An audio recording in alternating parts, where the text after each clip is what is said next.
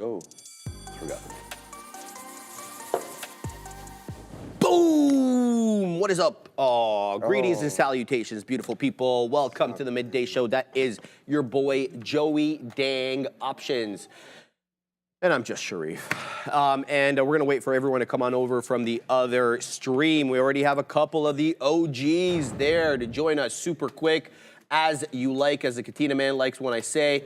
All right, guys, let's see who's in the chat. We got Yannick, Farm Trader, MLN, the OG Gorev, How About Artemis, and Nephew, the Capital Dang P. Racer, Paul, Mr. Easy Street, Jose Perez, Bold, Eric. We got Mayanka, Thomas. How about Day Trader Cut and Maxi, Defcon Juan, Ruby Love Trading, Oscarito, shout out to you. Yo, Vern, how about Solanjo?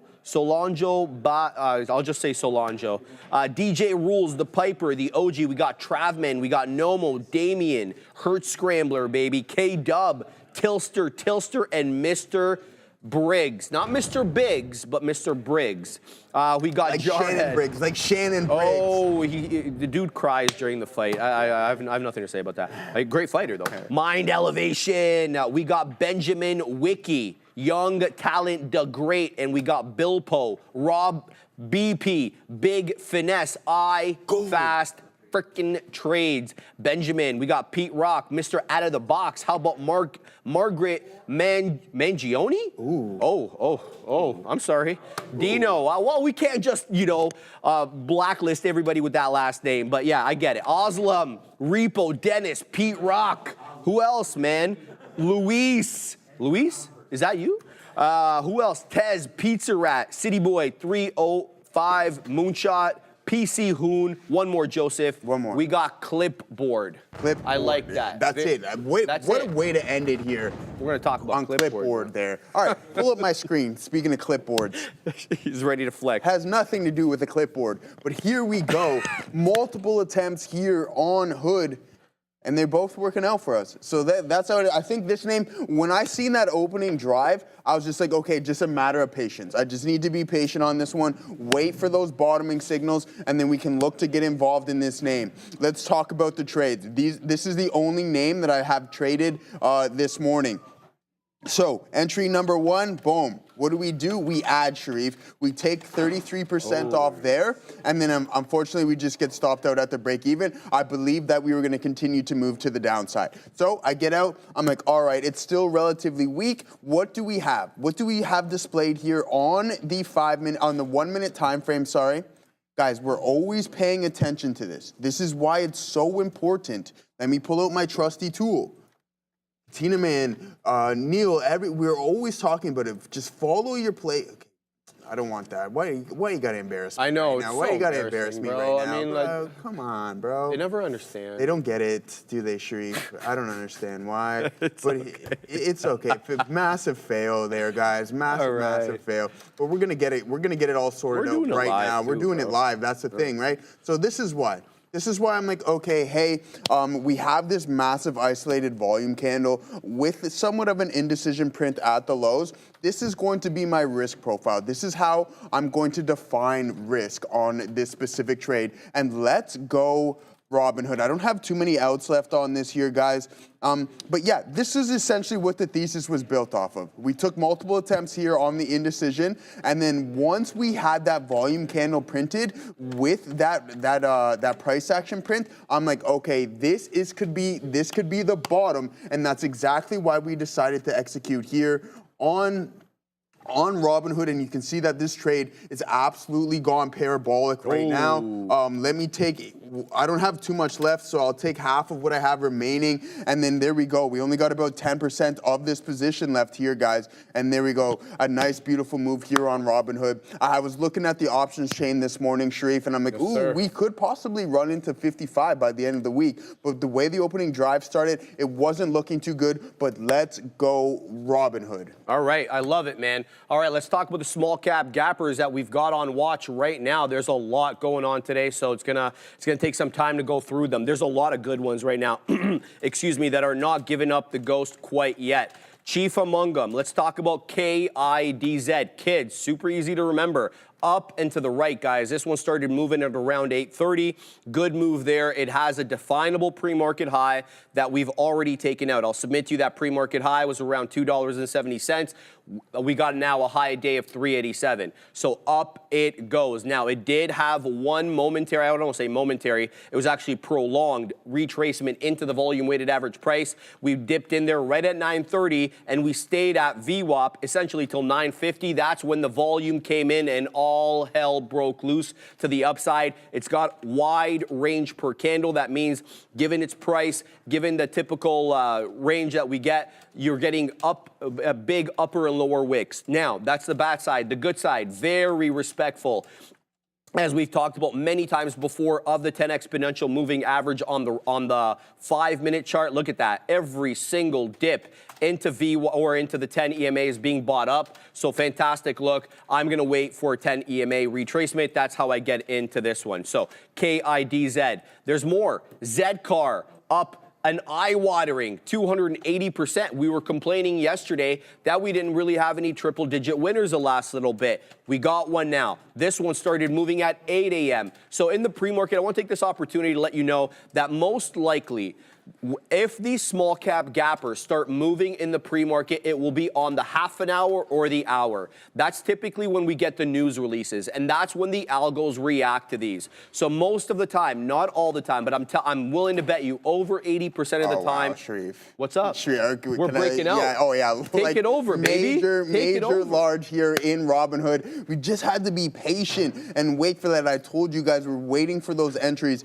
I love earnings season. Robinhood absolutely soaring to the high side. I wish, shoulda, coulda, woulda, but I wish I had a couple more shares because I only have 10% of my position remaining, and then I'm going to take it all out here, guys. So there it is. What an absolute beautiful move here in Robinhood. You can see this is our primary entry right here on entry number 2, and then we add to the position for the continuation of the trend. I was just doing basic TA, and honestly, if I was more precise and accurate, what I should have done is you guys can see that I have this downtrend line. Once we snap it and sit on top of it, that's when you have the ability to add into these trades.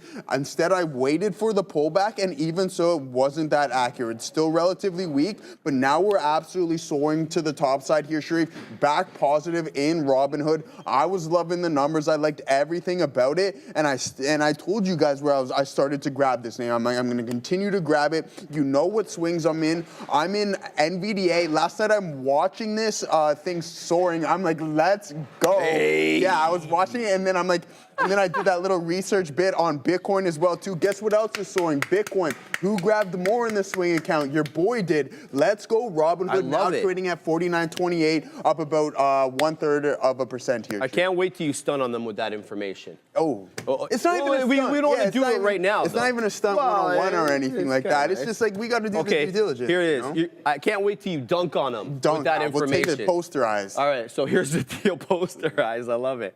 All right, so ZCAR, I'm involved in it now. I just got a beak wetter in the 70s. We'll keep an eye out on this one. Anything, I just got stopped out. I should be getting stopped out. There we go. I just got stopped out. It lost 15, so I had to lose out. So we'll start 0 for 1 on the day, guys. I can get back into ZCAR, no problem, at the volume weighted average price. It's not going to be in no man's land because now we're getting lower high, lower high, lower high. So a 4-candle lower high on the 5. So if it comes into VWAP, I'm all eyes and ears. But until then, I'm going to stay clear of it. But ZCAR, beautiful look there. $18 high day, has a definable pre-market high at that $10.50 area. And then we took that out right away. I mean, we didn't even zig and zag. Right at the open, this thing caught a bid. Did it ever? My goodness, blowing through $10. And by the time all is said and done, before we even pulled back, we were at 16 bucks. It blew $6 quick as you like without a pullback at all. Every candle showing a higher low and a higher high, with the high of the day, $18. That's the high of the day today. So we'll keep an eye out on that. Kids as well, I already mentioned. CEP. I've been trading this like a psycho the past couple of days, and it's going again. Guys, CEP is a multi-day runner. Look at that daily. Look, this is not something you typically see with these small cap gappers. They don't run like this multiple days. They give up the ghost quite quickly. CEP, it is not giving up the ghost, man. It is continuing to run every day, holding the previous day's highs and making new highs after that. So $59 right now. High a day. Open up, Mr. 59. We're trading at 58 and change, so CEP, fantastic look. We'll get to that one in a second. Also, TRVG. Again, this one's a little bit lighter, but a good percentage winner nonetheless. Awfully respectful, again, of the 10 exponential moving average on the 5. It did just manifest a very weird looking candle, a doji candle with a huge upper and lower wicks and basically a non-existent body. So I wonder if this is going to be a reversal candle over here as this current candle, the subsequent candle, I mean, trading a little bit well below the high actually. Wolf, WOLF, another one that we've been looking at the last few days. You can kind of see how this one was running back on the 28th, tanked on the 29th, flat on the 30th, and here we go again on the 1st of May. Welcome to the best month of the year, by the way, guys. $4 high a day. That's just the way it is, Joseph. Oh my $4 high a day.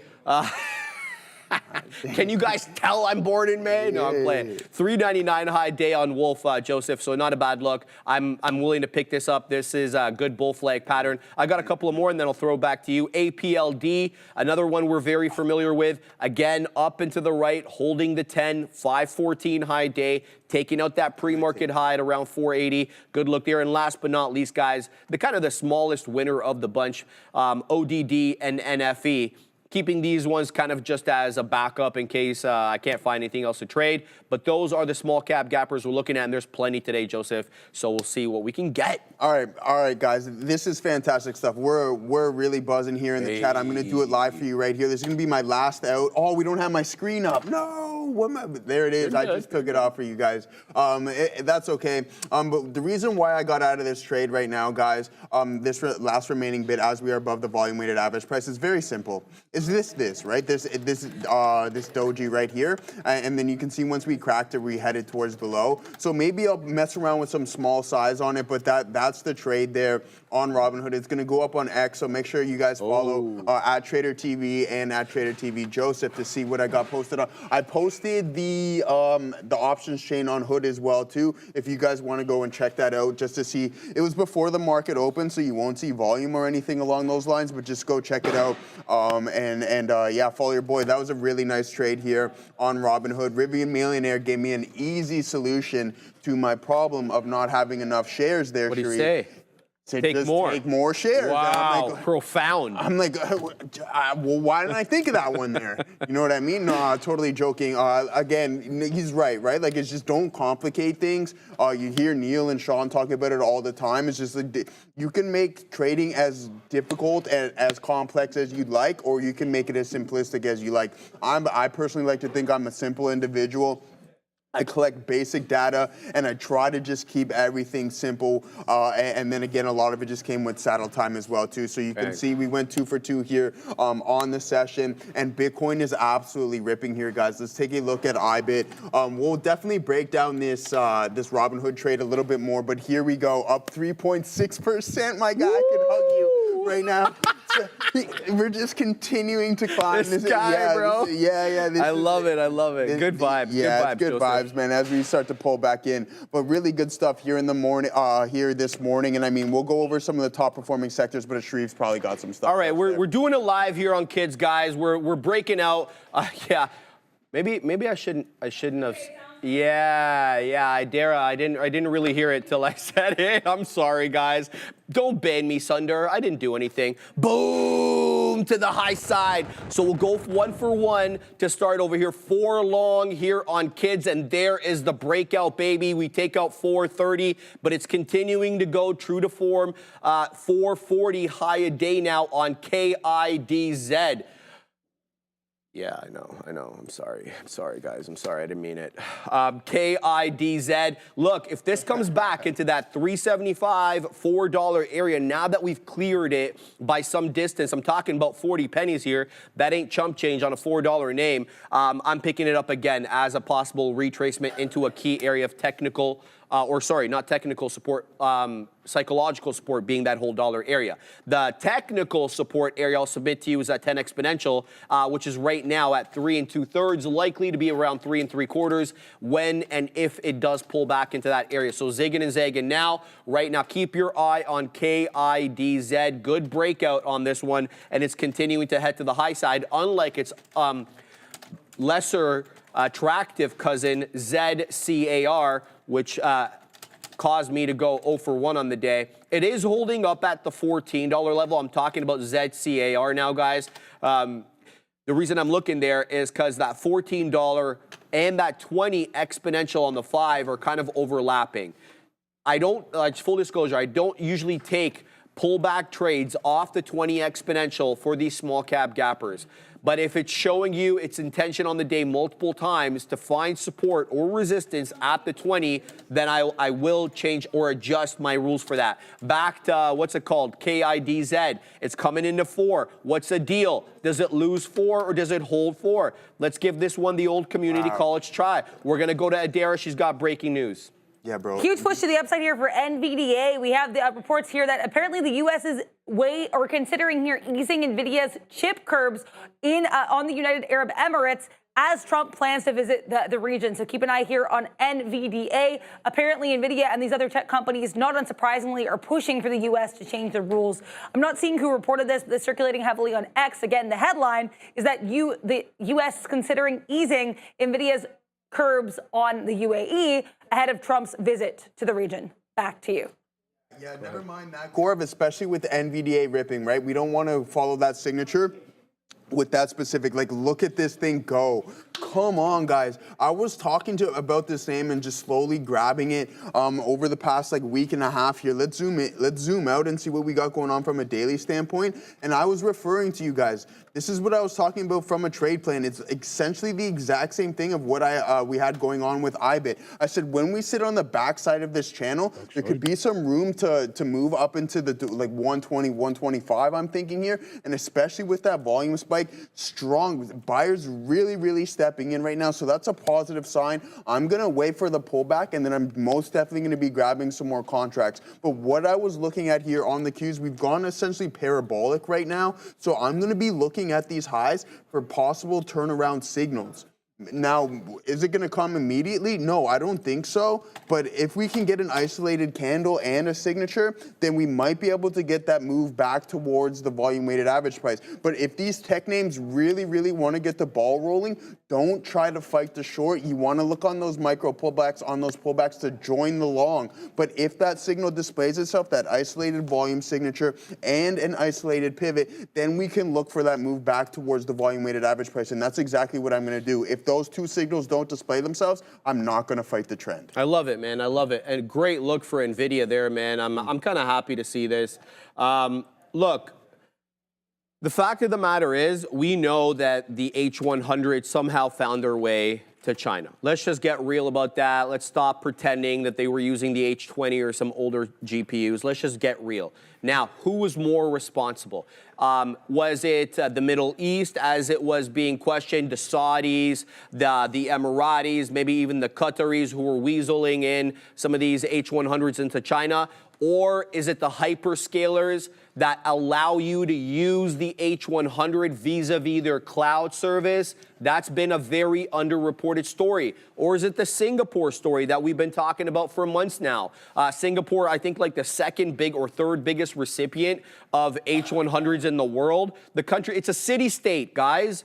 So yeah, I'd like to see this. Obviously, Donald, even when he wrote the art of the deal, we know what this guy's doing. You know, he'll take something away only to give it back just to have that negotiating advantage on you, especially since he's going to go there right now and meet with them. So I love this headline for Nvidia. I think Jensen's been kind of pounding the table lately to have these regulations removed. So I'm happy for him. I think it's a fantastic company. And I hate these regulatory headwinds. All right, guys, here we go. Back to the actual trading at hand. KIDZ, got back in at 4, scalp multiple times into this, but it didn't have the legs. So I got stopped out for a 5-penny loser on the remaining amount. We're still very positive on it. We'll continue to try to do more here. KIDZ still above the 10 exponential. I'm a buyer here in the at 75s. Let me just make sure where the 10 exponential is. It is in the 60s. So here's what I'm doing. I'm doing it live right now. I'm going to wait here at 75s. That will be an entry position. And then I'll look to get more if it does pull back into the high to mid 60s to add a little bit into the 10 exponential. So I'll front run it as I typically do because we know how these trades act. They're a crowded bunch with a lot of people looking to get in.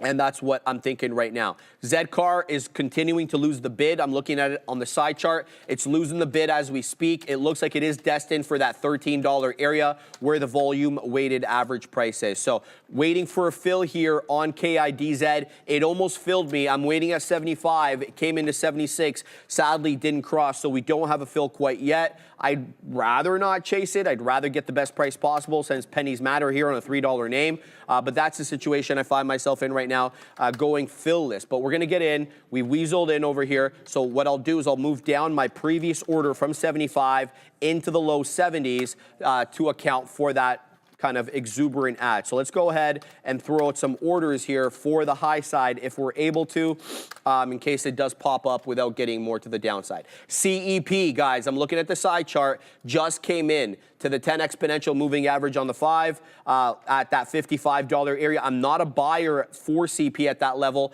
I'm likely a buyer here at the volume weighted average price, which is depending on when your VWAP starts at around 5.25 to 5. Sorry, 53.25 to 53.5. I'm talking about CEP up 30%. Much more expensive now after its like 6-7 day run to the high side than when it was when we were first trading it. But that's the way these things work. We'll keep an eye out on that. Shout out to my man Jay Lee. CEP was a short up until 55, eh? Jay, I don't, you know, Jay, you know how I roll, Jay. You've been watching long enough now. I just don't short these small cap gappers, Jay. And when I do, very rarely, I'll never short them above VWAP. It'll always have to be a loss of VWAP that gets me in as a short. I just won't short them above there because I feel that the longs are still in control when the VWAP, when we're trading above the volume weighted average price. So that's what I'm looking at now. Sebastian, you can't swear, but great question. What's wrong with Apple? Apple is facing now legal headwinds. We'll get to that when we do the news not in a second, but like in an hour or so. But they were ruled to have been in contempt of court for not following the judge's injunction, which forced them to change the way they collect money for the App Store, as well as many other things related to the App Store. The judge finding that, you know, possible perjury may have taken place. In fact, referring Apple and I think the senior vice president to the Department of Justice, the U.S. Department of Justice, for possible investigation. So we'll have to see how this all comes out. But Apple has already responded, saying that they're looking to appeal. This all goes back to that 2020 court case filed by the maker of Fortnite, who accused Apple of basically uncompetitive practices. So that's the situation, Joseph. We just got added there on KIDZ at the 10 exponential. Let's see what happens now. Yeah, absolutely fantastic stuff here, guys. NVDA up 5 1/3 here on the session. Absolutely fantastic stuff. I'm like, what's going on with this name, right? Like, it was just consolidating in this zone right here. I'm like, why isn't it participating with the rest of the market? And then sure enough, you get that news step in. Oh, what a coincidence. And then now you can see it just absolutely start to rip. We almost tap into 115s there on NVDA. So fantastic stuff. And yeah, Juan Padilla, I mean, the unk is crazy, you know what I mean? I still feel in my 20s, but unfortunately I'm not. And I'm obviously only messing with you on that front. Yeah, he called me unk. Yeah, I'm like, yeah, I like that short. He's like, thanks, unk. I'm like, yeah, what? I'm like, wow. I'm like, unk is crazy, man. Not nice. Nah, we're only playing, man. So no, he's only playing around. I know. It's funny because so anyways, backstory before we get into the market. So Caravana weekend, so it's a big Caravana festival here, and my cousin and I, we used to sell beers on the street, and that's what right. We just bring our coolers and we would sell them for $5 a pop when we were younger, and that's how we would call everybody down. Like all the other guys would be like, hey, Unk, yeah, yo, Unk, what's going on, right? And then now we are like that though. Yeah, like yeah. now exactly. That's exactly what it is. And now we are. Now you're the uncle, Yeah, baby. now we're the uncles. Yeah, well, exactly. I've been an uncle. Well, yeah, I've been an uncle too. Bro. Yeah, exactly. But like actually. Because I have same. Like I'm actually an uncle. Yeah, are you actually? Yeah, I'm actually an uncle so too. That's good. So we fit the part now. That's times over. fine. Everything's fine. Yeah, exactly. Day trader cut. There we go. Yeah, my man. So yeah, I mean, great stuff here, guys. That volume was supporting this breakout here on NVDA. This is exactly what we want to see, especially with breakout volume. So if you have the ability to catch that move, that's what we look for, and we talk about it from a day-to-day basis, right? If I had better eyes on this, I would have realized, hey, we have this price compression pattern. We're gonna wait for these key resistance levels to break. Let's watch that volume by time profile, and then sure enough, it stepped in exactly how we want, and you get almost a 2-point move just from that breakout alone. So we'll wait for that pullback here. I like that the volume is starting to decay here in this pullback, so that could mean some possible continuation in that move. But let's see what Adair is up to, guys. We're going to get right back into the Robinhood and NVDA trades. I like it. Amazon's reporting earnings tonight, so why not show an infographic? But I have to warn you, this has nothing to do with earnings. This has to do with all of the excitement in Amazon on Tuesday, April 29th. Now, in case you missed it, there was a lot of hullabaloo with this ticker on that day. First, we had a news story about some potential tariff. They were going to show the tariff changes, or the tariff charges, on the website. Then we had Caroline Leavitt from the White House come out and criticize the decision, and then it turns out apparently they were never going to make that decision in the first place. All of that, plus apparently a secret call to former Amazon CEO Jeff Bezos, came out in one exciting day. But how do you relive this experience? By checking out our infographic on X at TTV Research. We have photos, we have context, we have a sad Jeff Bezos, so make sure you take a look at that, especially timely with Amazon earnings tonight. Back to you. Experience that, but yeah. But I mean, here, guys, if we can pull up my chart, please and thank you. And good thing that we just got out of this Robinhood trade when we said we were going to. I mean, the signals displayed themselves, and it doesn't happen every day. But just a good job following what the market is telling us. And I say, even though I have the tendencies to want to fight it at times, but today I'm just like, all right, let's see it. Hood was really weak in the morning, and if those price action prints display themselves and you see that indecision, just listen to what it had to say, and you can see we haven't breached it and put in a new pivot high right there. So this is exactly this specific 1-minute candle is the whole reason why I got out of the remaining of that 10%. Otherwise, I would have held it for 50 or so. We may get there. I'm not saying that we won't, but that's just exactly why. And then we have another indecision print right here as well. So maybe we can get that rebound. If the market's going to continue to be strong, then who knows what can happen here in Robinhood today. Absolutely, Joseph. Well said. All right, we're back into kids, guys. We're taking a couple of prints over here. We're lightly in the money, lightly, very light, looking for the 10 exponential to hold. It's been holding for about, I don't know, about 8 minutes or so. The previous 5-minute candle held. This current 5-minute candle is holding at the 10. We're not getting that move up above 4 quite yet.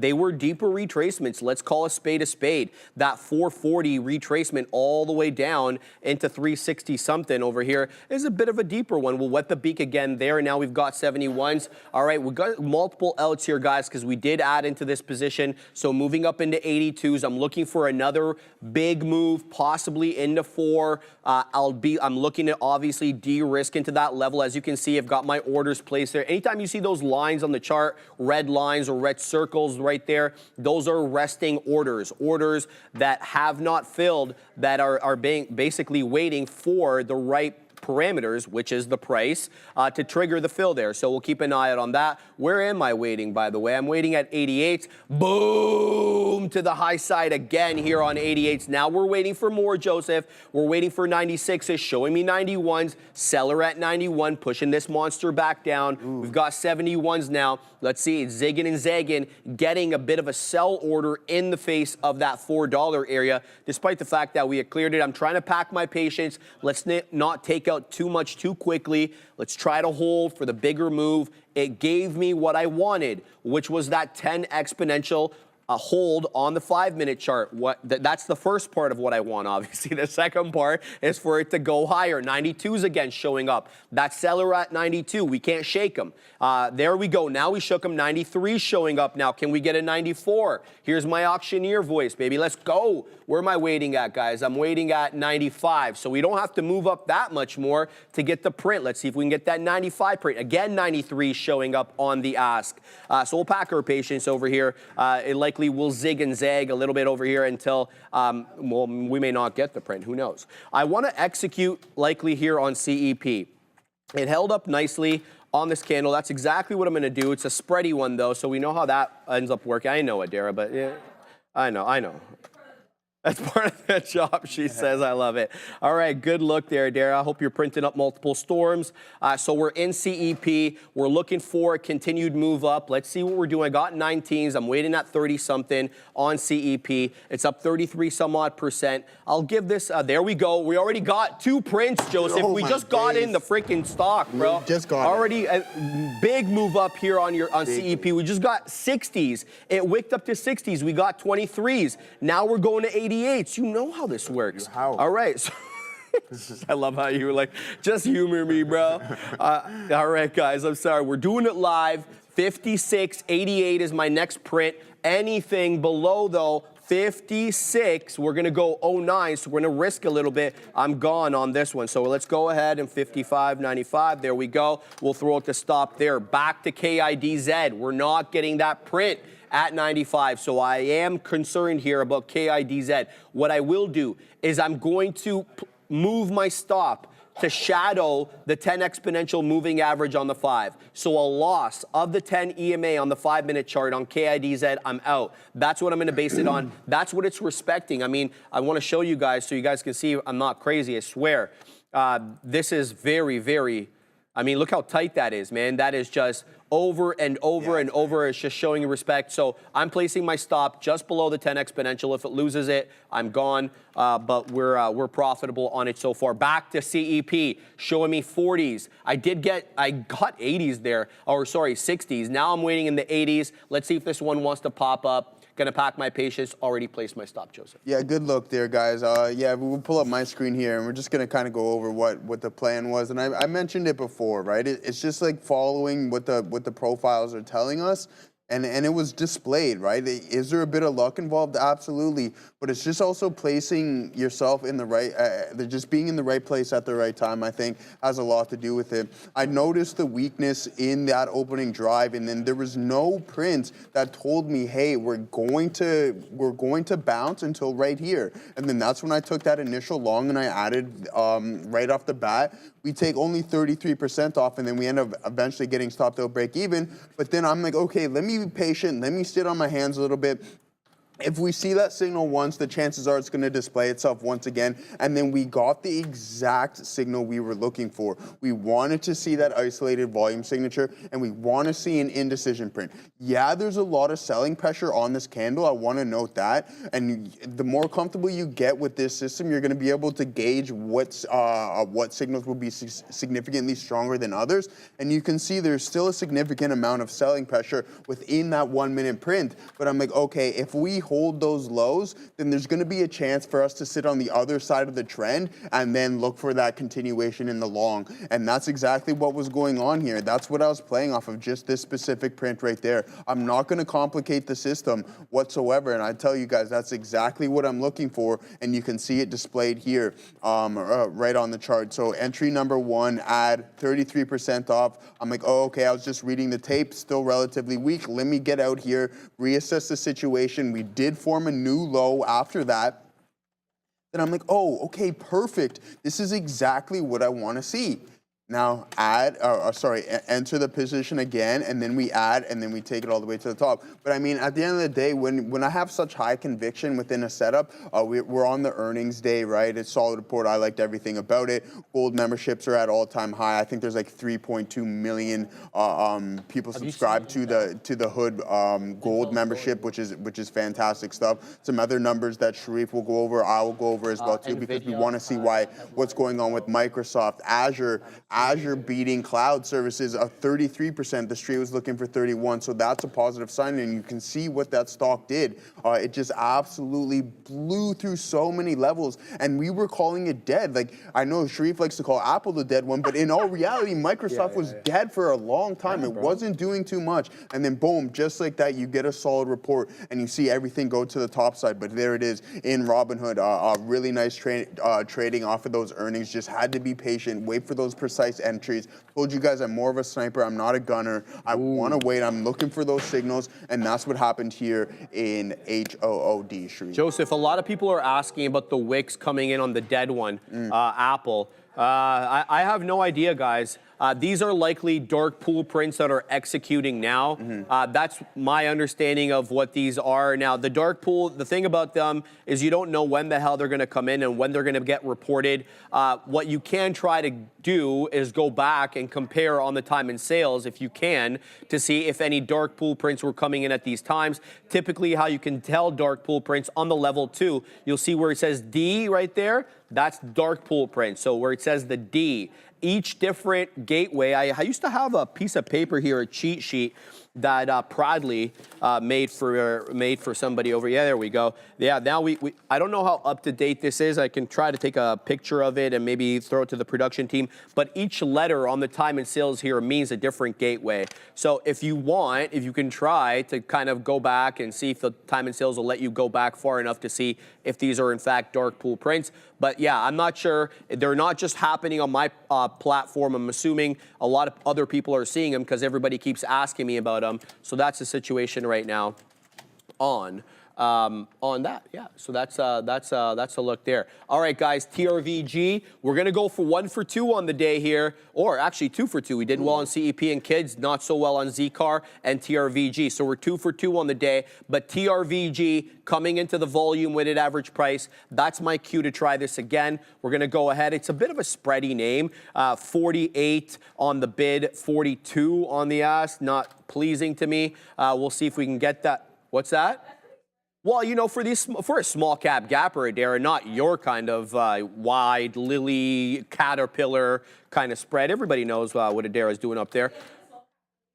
That for the small cap, she said that's quite spready. I have to agree with that. So I'm long here for the volume weighted average price retracement and a bounce off that level. What's my out though? A loss of $5.30. I'm gonzino. So we're going to throw that in right now. So we're going to go 5.29 out, and since it's spready, we're going to give it all the way down to 20. So we're going to give it a 9-penny spread. And I already got a print to the high side there. So quick as you like, you end up getting a print. Let's see if it ends up holding, though. That's what we need. We need this one to hold. I'm talking about TRVG. It's up 31%, some odd on the day. Let's see if it holds the volume weighted average price. I'm still involved in KIDZ. I moved up my stop on kids, as I mentioned, to hold or to shadow the 10 exponential moving average on the 5. The next peak, what do I have on KIDZ? 95s. Adara, what's up? Keep an eye here on the crypto side of the market here. So we do have Mike Alfred on X. I looked into him. He does have a little bit of a Bitcoin-related background. He is apparently, it looks like he's involved in some capacity in Iris Energy potentially, but regardless, Mike Alfred posting apparently on X, not citing his sources here, that the Trump administration is reportedly finalizing a plan to sell gold from Fort Knox to buy Bitcoin for newly created U.S. strategic reserves. Again, no source for this, so be very cautious, but just be aware here that I'm seeing that talk here about potential strategic reserve buys circulating on X. If I see any more details on this, I'll let you know. But again, very, very sketchy in terms of the level of context that we have right now. Back to you. Okay, yes, Neil's shocked a little bit. And I am a little bit as well. I didn't expect that headline, Neil, but if you asked me long term if they would have done that, like going into the future, I would have answered yes. I didn't expect it right away. Joseph. Yes, sir. I think it's absolutely time to do what we talked about yesterday. With that, you heard what she just said? They want to sell gold from Fort Knox to buy Bitcoin. Tell them what you told me yesterday, Joseph. Oh, wow. Okay, wow, what a perfect thing. Okay, so this is what happened. We were just having a conversation in the chat, and somebody brought to my attention that there isn't enough money on the planet for Bitcoin to go to $1 million a coin. So what do? I'm like, okay, actually, you know, that kind of intrigued me. I'm like, what's going on here, and is that actually true? So what do I send to Sharif last night? What do you send? I sent him. So I'm like, all right, we were talking with somebody, so it's my job to do the due diligence and bring back actual facts to you guys. So this is what I found. And I mean, this is basic, I don't know if it's basic knowledge, but everybody I probably has a relative understanding of this. So the market cap of gold is approximately $22.3 trillion, all right? And the current Bitcoin market cap is around $1.8 trillion. So actually, if Bitcoin were to go to $1 million per coin, it would put Bitcoin at $21 trillion market cap, which is just a little bit undersized of gold. But it wasn't the fact. He said there isn't enough money. But what there actually is, there's approximately $130 trillion of total global money supply on the planet. That's not including housing, commodities, et cetera, and some other investments. So to the fact that they were saying there isn't enough money on the planet for Bitcoin to go to $1 million a coin, that's actually false. It would put it right around the market cap of what gold is currently sitting at right now. And I don't remember his name, but an analyst said that he can see, I don't know if it's going to be in our lifetime, but Bitcoin can double the market cap of what currently gold is sitting at.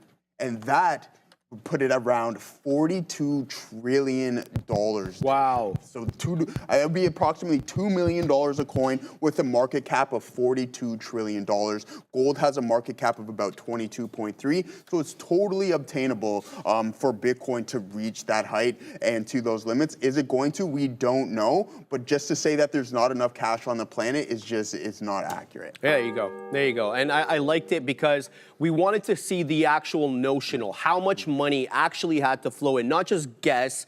And, you know, yeah, gold's been around for eons and eons and eons, but that doesn't mean that it stays the dominant force. I mean, how many times have we seen this story before where the incumbent gets dethroned, right? So keep an eye out on that. I happen to like that analysis. Hey, one thing, sorry to interrupt you there, one thing that I was going to look at is how long it took gold to accelerate to kind of to that $22 trillion market cap and kind of the length that it took Bitcoin to do so. And I wanted to compare the two because I know obviously gold's been around for a long time and Bitcoin necessarily hasn't. But at the pace that it's currently at, it can definitely exceed the market cap of gold, but is it going to? We'll have to wait and see, baby. We'll have to wait and see. All right, so here we go. I'm just keeping my eye on the positions. TRVG is, I don't know about this one. We did get the print on kids at 95s, but it's continuing to have trouble with 4. So I've got one more out here on TRVG. Likely going to flatten this one out because it does look like it's losing the bid. Where is my, on kids, excuse me, on kids. That's what I was talking about. TRVG, where's my TRVG screen? There it is. So this one is breaking down below VWAP. So we're gonna have to end this one if it loses 530. That's it. I'm not gonna, you know, it's wicking below, but that's a second wick below VWAP. I'm not looking to fight this one. I'm gonna keep my eye on it. If it loses that 530 area, I've already moved up my stop. I'm gonzino on this one. We're gonna keep our eye here on CEP, trying to play the range here to the downside. It seems to be finding, again, support at that 54.50 generally, where the volume weighted average price is. So I did add there. We'll keep an eye on that, looking to extract some profits if this one does pop up into the high 50s. Again, let's go ahead and throw those orders out right now. Right there we go. So we'll throw out that order. We'll see exactly what happens with CEP. What I'm doing with my stop on CEP, I'm putting it below prior bar low. So prior bar low, 54 1/3. So let's go ahead and put that just a little bit below that 54 1/4. So that's what we're going to do right now. 54.24, and then we'll have to give it room all the way down to 10s or so because it is quite spready. So if it does end up losing the bid, I'd like to be able to get out of there. All right, keeping my eye still on kids. Okay, so I was looking at flattening this one out. It keeps putting in higher lows. There we go, TRVG right up again. My goodness, okay, so the wicks end up being kind of hammer candles. So we're doing it okay on this one. Definitely looking to print to the high side here, 55s and then 58s on TRVG, if it'll allow me to, Joseph, keeping an eye on that one. I see APLD continues to run though, guys. Haven't had anything on this one. This one looks like to be the best of the bunch, and I haven't had anything on it. Look how directional and respectful this one is of the 10 EMA. at the day's high right now, $5.20, up 14.1%. Good look on the day for APLD, Joseph. Yeah, good look there. Let's take a look at SoFi. I know a lot of individuals in the chat are talking about this one. Yeah, it's just not in play today, right? Like, actually, I shouldn't say that. I haven't really looked at it, but there was other earnings that I was looking at, right? So that I didn't want to focus on this. And you can see that we're starting to have some liquidity issues. You can see the kind of the barcode type price action that we're seeing there. And yeah, that's what it is on SoFi. Yesterday was half decently. It traded half decent, sorry, I should say.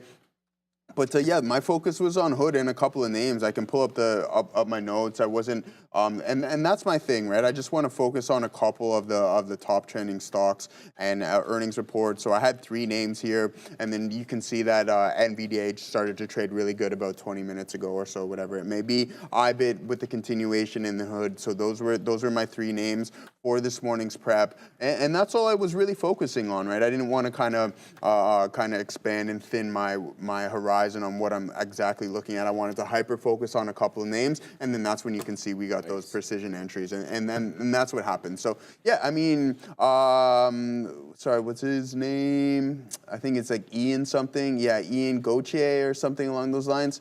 Hey man, it is Ian Ganther.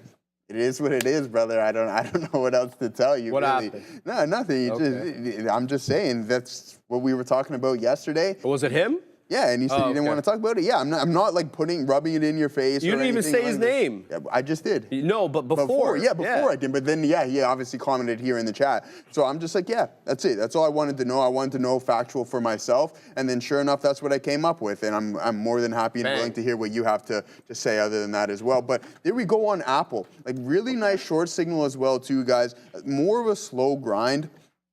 You can see this indecision print right here, and then you can see once we cracked it to the downside, we haven't even had the ability to come back up into the middle of this range, but we're just continuously moving to the downside and heading towards the volume-weighted average price. I was hoping that NVDA was going to start to bounce again, especially after that volume spike, and we broke out through some key levels, but we have to be patient. That may still come. Maybe we'll get an indecision print right around the volume-weighted average price, and that will give us an entry for the continuation to the long side, because we were right below 115 there. And I'm going to take a look at the options chain for you guys right now to see what 115 is exactly telling us and why we rejected it so aggressively and so quickly. And let's see what 115, I mentioned kind of the ladder through those specific levels, and there we go. All right, so here it is. That's all we can really say, right? Like, okay, why did we reject it? And I talked about that ladder through 113 to 16. So a lot of these traders are caught offside now, and then that next high level of resistance is totally coming into play there on NVDA. So a nice bounce off of that 115 level. Let's see if we can punch through that, Sharif. All right, kids got stopped out of that for the last remaining amount. It was a failed break. It got into VWAP, or it broke 4 and then ended up stopping me out. But here it is, man. We did the dollar here on CEP at the volume weighted average price. Ooh. Still negative on this one, but if I flatten out here, I'll be positive. I don't know if I want to do that, Joseph. I'll not take my chances for another move up over here. So here's the deal. It's showing me 40s. We've got 54 40s. I've got 53.47. I'm setting up my outs at the $0.75, then the 4/5 of a dollar, but it's having a lot of trouble clearing this 40 penny area. I'm talking about $54.40. Not really sure what's going on with such a random area. It's not the $0.50. It's not the $0.25. So this one is having trouble continuing on its way up through 40 pennies. Let's see if it's able to catch a bit of a bid and fill those orders to the high side. It did get up as high, I believe, as 60s or so. That was able to get a couple of prints there. I know my chart looks convoluted with all those triangles overlapping each other, and I do apologize about that. But that's because I'm on the 5-minute time frame as opposed to the 1. If I was on the 1, they'd be more spaced apart. Here we go again. Have a look, guys. Look at it. There's barely any size posted here on the level 2 on the ask side at 40s, yet we're holding up. So likely an iceberg order in and around that area, a hidden seller, so to speak. So we'll keep an eye out on that. Definitely want to make a decision here. I am worried that it loses VWAP, but I'm more interested in just following through with my plan. So that's exactly what I'm going to do. I'm not flattening out here. I'm going to follow through my plan. If I end up giving back some, I end up giving back some. That's the end of the. That's how it goes. Zion, Lala, Sharif, Joseph, thoughts on LIMN?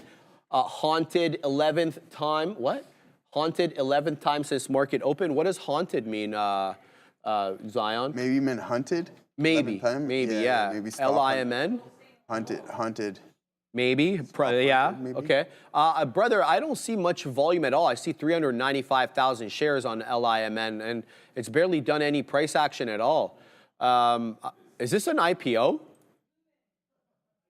No, LIMN, Adara.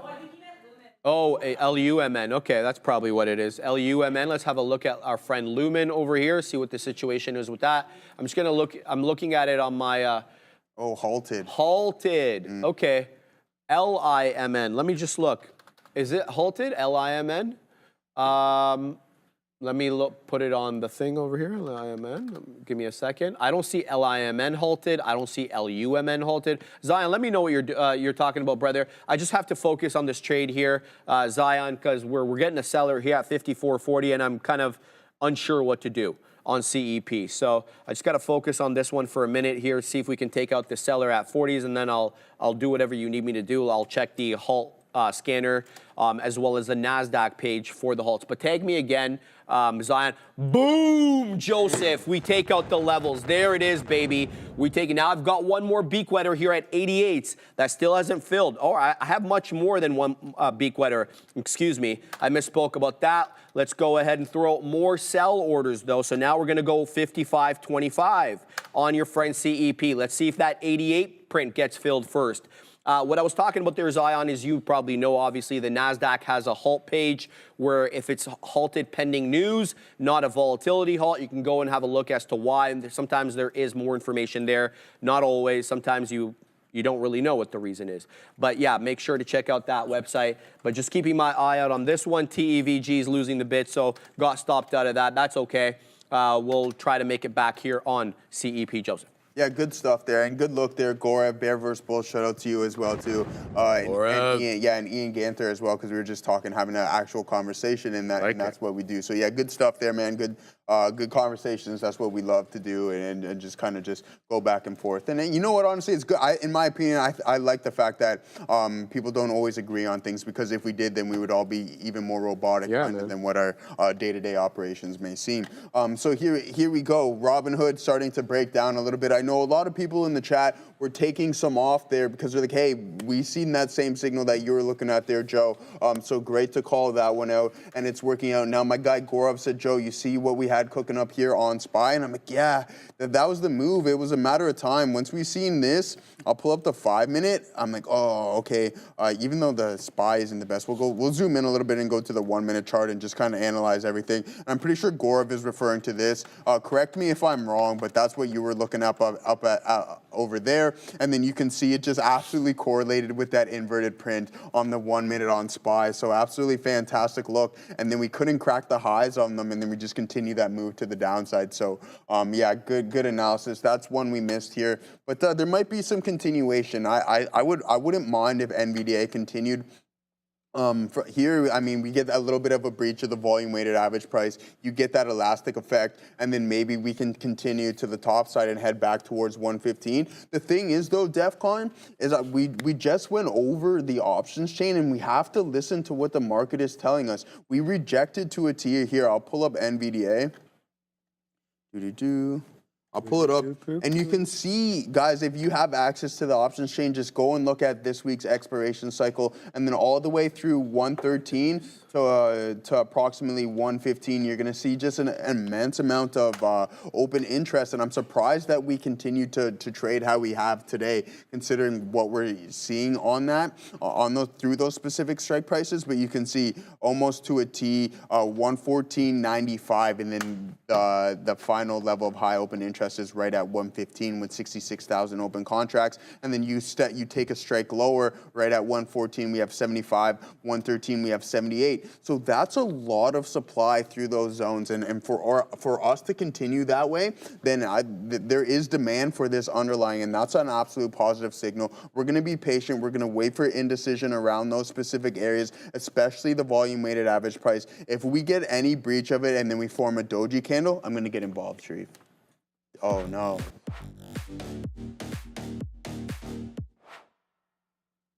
Two.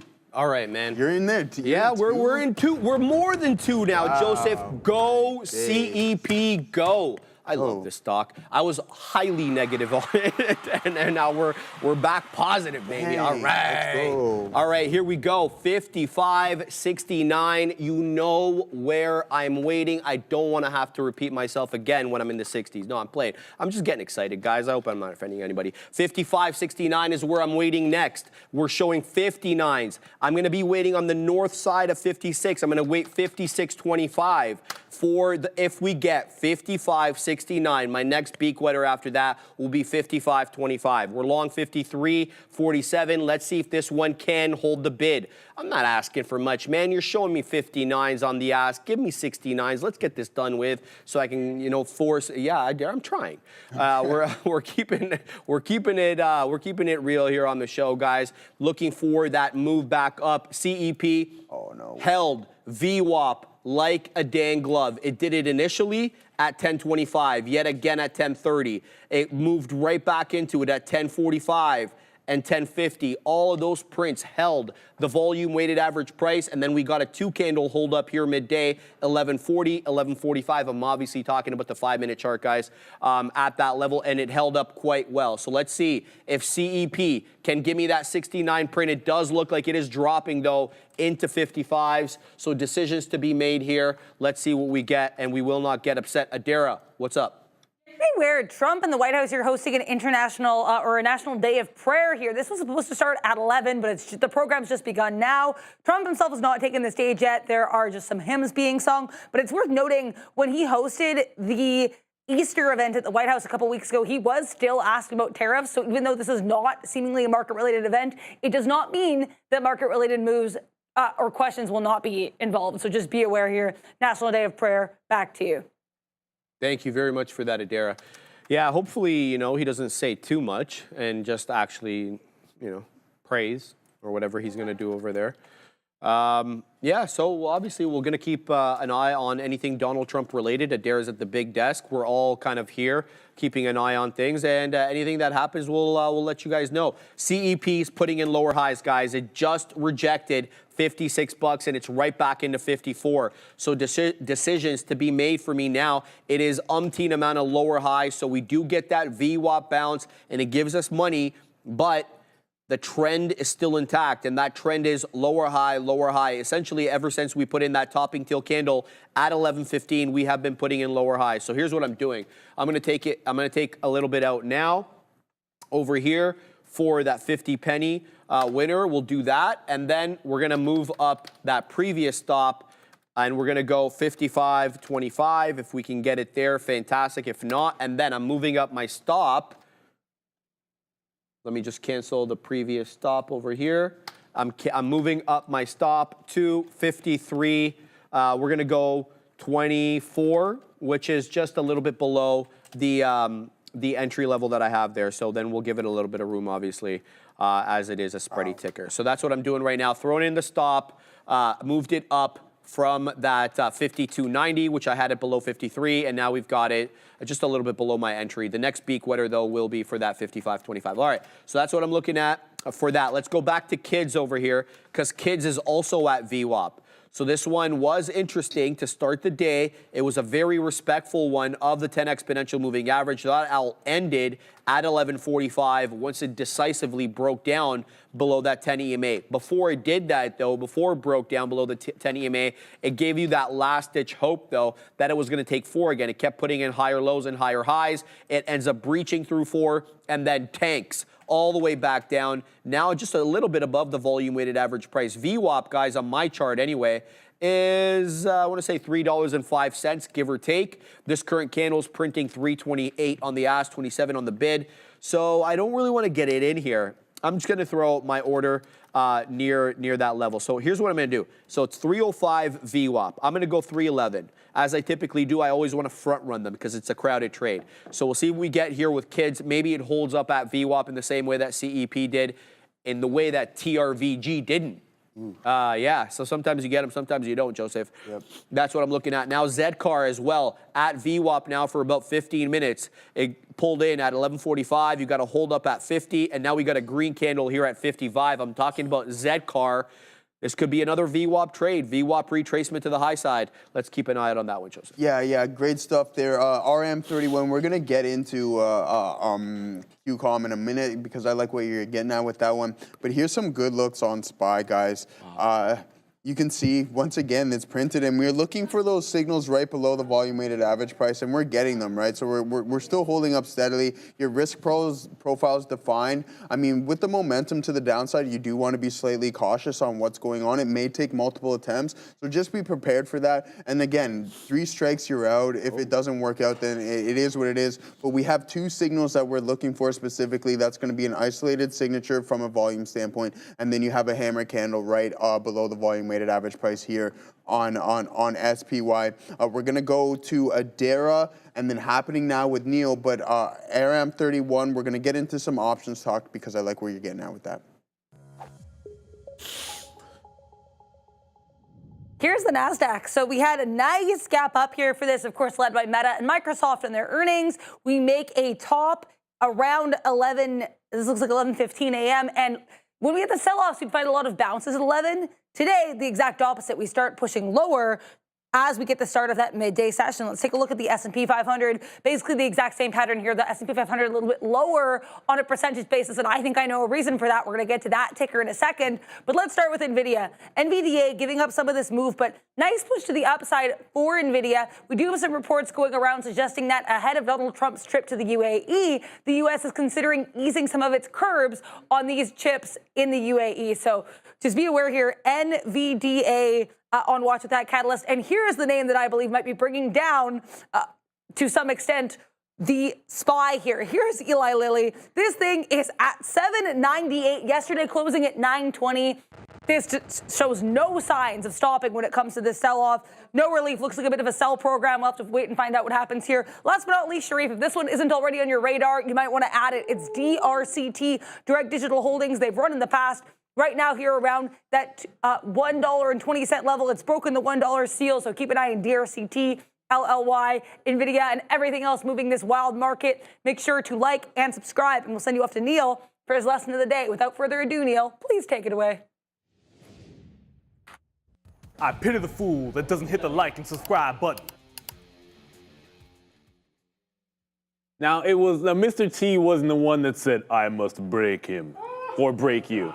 That was Drago. But in trading, you know there's going to be moments where you might get broken or where you lose big. And a lot of times it's going to be, look, it should be this way anyways. The stock that you like the best, the idea that you like the best, the thing that you were going to be the most active on goes completely the wrong direction on you. And you could trade it well and lose, or you could actually even trade it poorly and lose. So keep in mind, you're going to lose in situations like that. I'm going to discuss Robinhood. But I've been trading a very long time, and I'm just simply going to tell you what works for me here. When you get something that is your top idea or like what you think is going to be an A+, regardless of how it works out, what you lose on that, you got to make sure that when something like that works, you're able to make more than what you've lost, right? Like that's the most important thing. I'm going to give you an example of this is an egregious, I should not have been on the first entry in Robinhood, and I can tell you exactly why.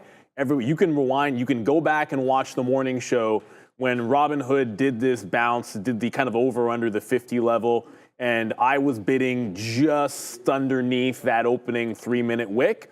I didn't get picked up. I watch it snap all the way to VWAP like $1.20. It's kind of like hey man, that's your morning maker. You caught the falling knife, you had the right level. I missed it by about 5 cents. What I then did is, okay, well, there's your high. I just sat on the bid on the way back through when it was doing this and then got run over to the point where I didn't even get my stop in right, and it kind of rinsed an extra like 30 pennies in there. So that's just a bad example. And then on top of that, even when I get it at the bottom, I'm taking it out in the first dollar when it goes another 2. So there's a buy the dip situation and a panic at the open where it's like egregious to the downside, where I've got maybe like 3 wins out of like 7 trades, and the losses are just all ugly ones by my standards because I don't like having those wide gaps in there. So here's what I will tell you about that. Lost on Hood, 1/7 of what a similar situation happened, and this is a little bit different. because I think anyone that rewinds back to, I believe it was the 9th, April 9th, it was like a panic bottom. And again, this is one, if you watch the morning show, you would have even heard me say, I got to build a position in WBA because it shouldn't be down here. And it was a very similar thing. It was a panic low where I didn't trade the initial move well at all because I bought that first high. Thankfully, my out was going to be, well, thankfully my level was 10, and I completely whiffed on the bottom. So early on, I got a little bit of a dip in here, so I'm actually in small when I reload at 10 or 10.20, and then I completely whiff on getting the 10s, was able to finally build in at VWAP. But the point is, this didn't, like, it worked twice, so cut that in half. It's still 3x what I lost on Robinhood.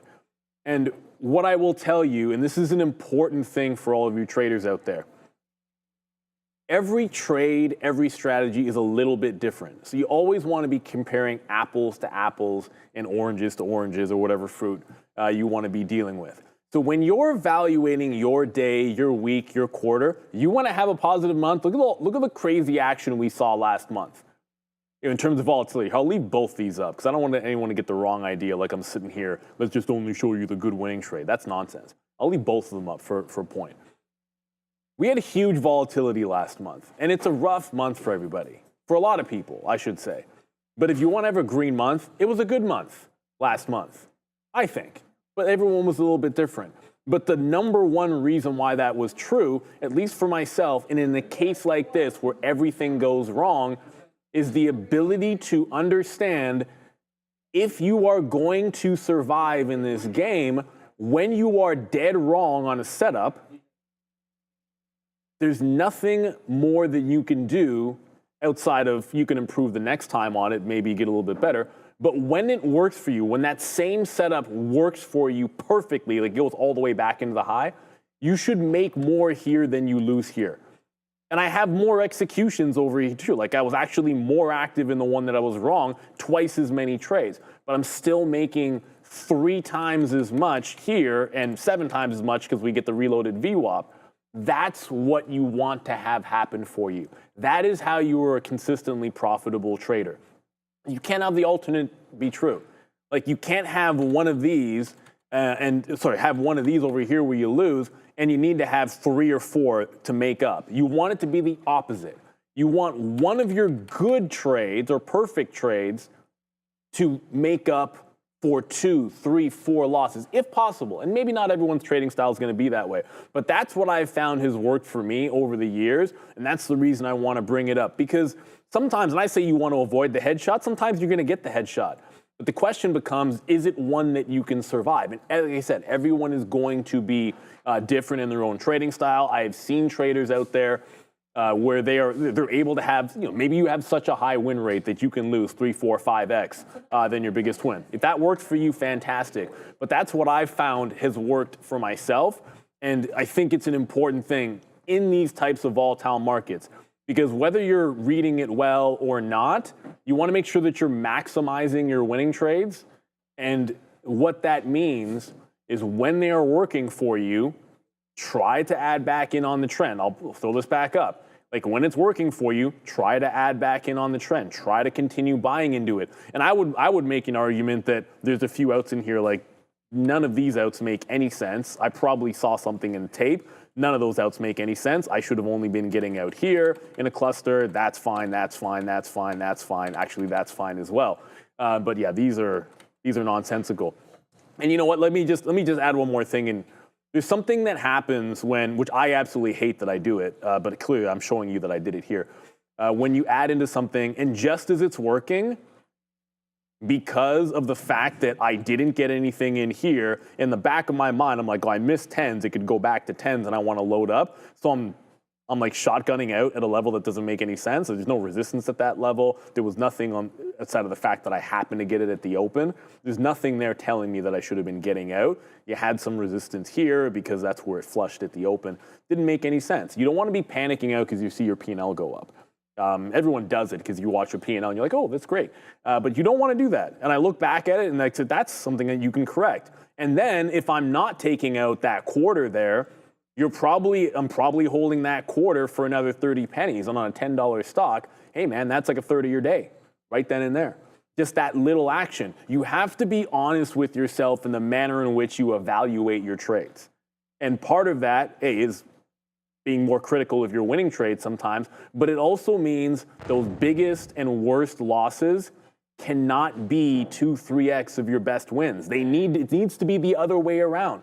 Last month, there was lots of days that stunk last month. I had plenty of them where they stunk. But my 2 biggest winning days were 8 times my biggest losing day. Why? So it literally doesn't matter if I have 1 or 2 winning days in a week. But if you can't say that, then you need to reevaluate. And I think for a lot of traders, this type of volatility can be tricky, especially if you've never seen it before. But that's one thing that's kept me alive for a long time. And I thought it was important to say today because Hood was a headshot today.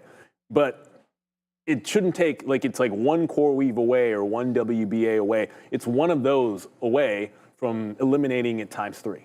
And that's what you want to have in your toolbox as a trader. But it starts with limiting losses, refining your trade plan, understanding where your mistakes are, and then just making sure that you're not trading way more in the ones that you're wrong on. You're trading the most actively in the ones that are working.